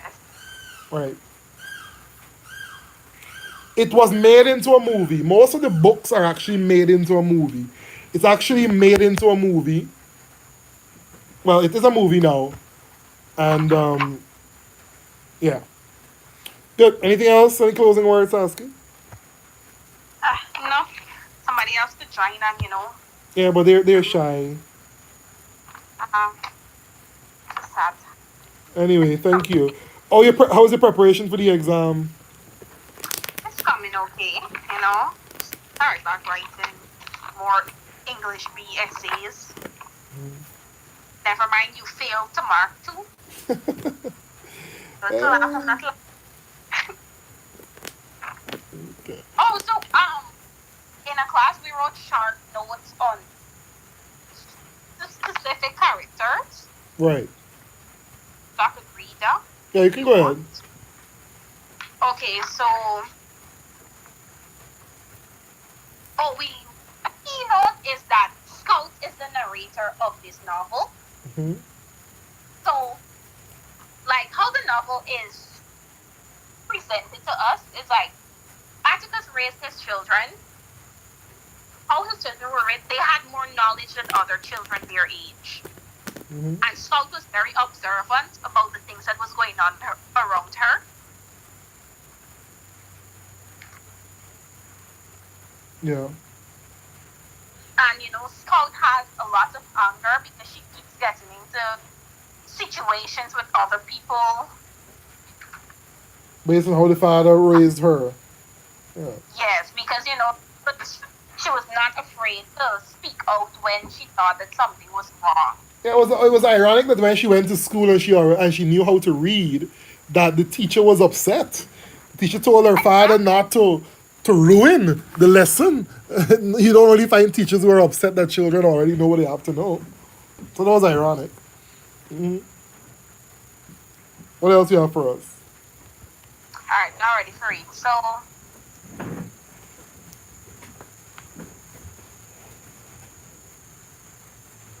this is about Bob Ewell. Hmm. So it says, the devil will never come out in the open. He is the evil person or villain in To Kill a Mockingbird, and he is not like Atticus. He is the example of a bad father. Bob rejects his children and abuses his daughter, and he spends his welfare check on alcohol.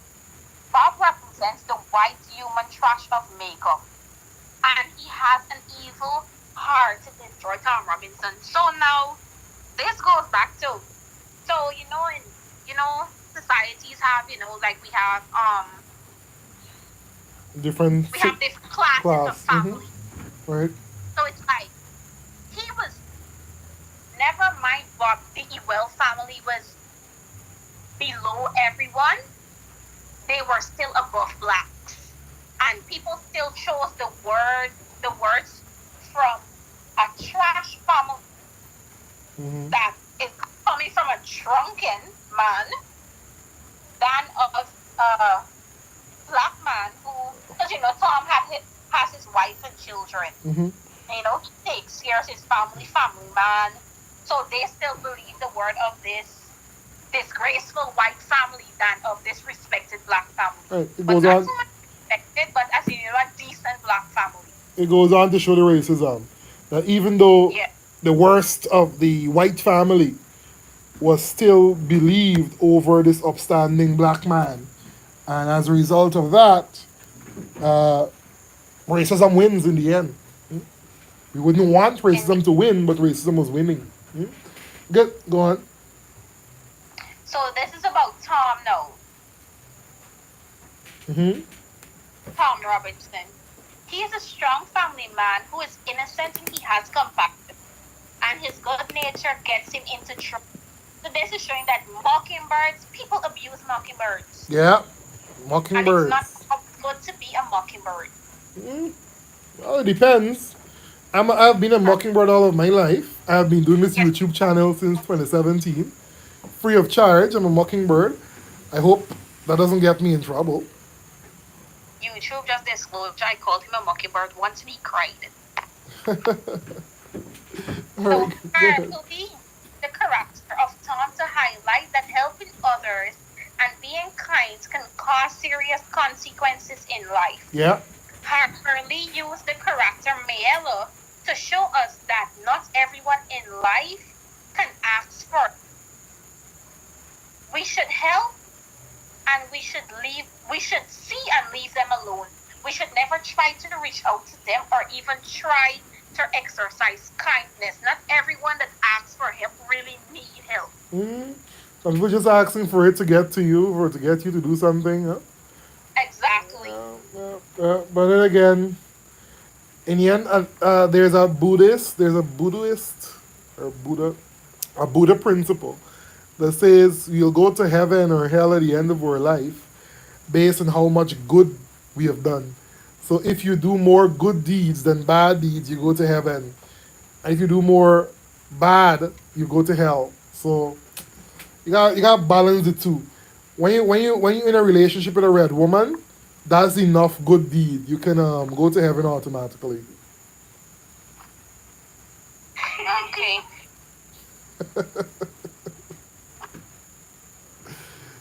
What else you have for us? So it had, I have to big up the person that gave me the notes, thanks to Sir Chase. So it's this is about Mayella, because Mayella still plays important, because without Mayella we wouldn't have this whole court case and the rape charge, and be able to see how racism is in everyday life. Right. So Mayella is seen as a poor, sad, uneducated woman, and she is important in the role she plays. She is seen as a troubled individual. We have been told that Mayella went to school for about 3 to 2 years, and she can read as well as her father, which we know the father cannot read much. Mayella has never been treated with politeness and courage, and she has no friends. This is showing us that the little bit of kindness that Tom showed her, she was greedy and wanted more. Mm-hmm. And in the end, he suffered. Yeah. Mayella is responsible for running her family home, and this demonstrates some level of responsibility on her part. Yeah. Which, if we be honest, it's like she had no other choice. We can't help but feel sorry for her though. Is that Exactly. she's going through so much, Poor and parents. she's being abused by the father. It hinted to us that she was sexually abused by the father as well. Uh, Yes, I so just know. it's interesting that That Mockingbird, she's trying to be a good person. She's trying to end slavery. She's trying to see a black man in a different way than everybody else sees a black man. But at the end of the day, the older folks will always push racism on us. Oftentimes, in many of our households, the children that go to school with other little black children or Indian children or any other race would end up loving their colleagues. But the older folks who are around often will tell them at home, don't talk to that boy, don't talk to that girl, don't talk to those people, that Exactly. people. So that racism is really a learned behavior. Exactly. And the presence of the father is proving to us that racism is going to win. Because the father is who really made her do what she did and accuse this man, even though she knows deep down she likes this man or she appreciates what or the help he was trying to give to her. But Exactly. racism wins.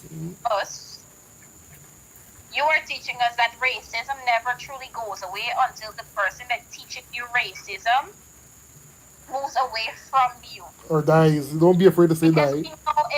we know if Mel Ford was not in that courtroom, she would have spoke the truth. Yeah. Yeah. Good. Anything else for us? I know. I'm finished now. You're finished. Devices, we see the irony. Ironic, all the evidence proved that this man is innocent, but yet he was found guilty. That was ironic. There's so much we can talk about, but irony is the strongest one that you should focus on, zoom in on. Right? Good. Thank you very much. Go You're get welcome. go get that grade one.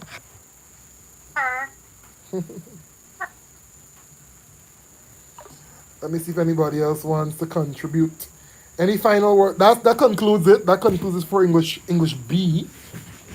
We will take a break and we will start English A review in about 20 minutes. Right?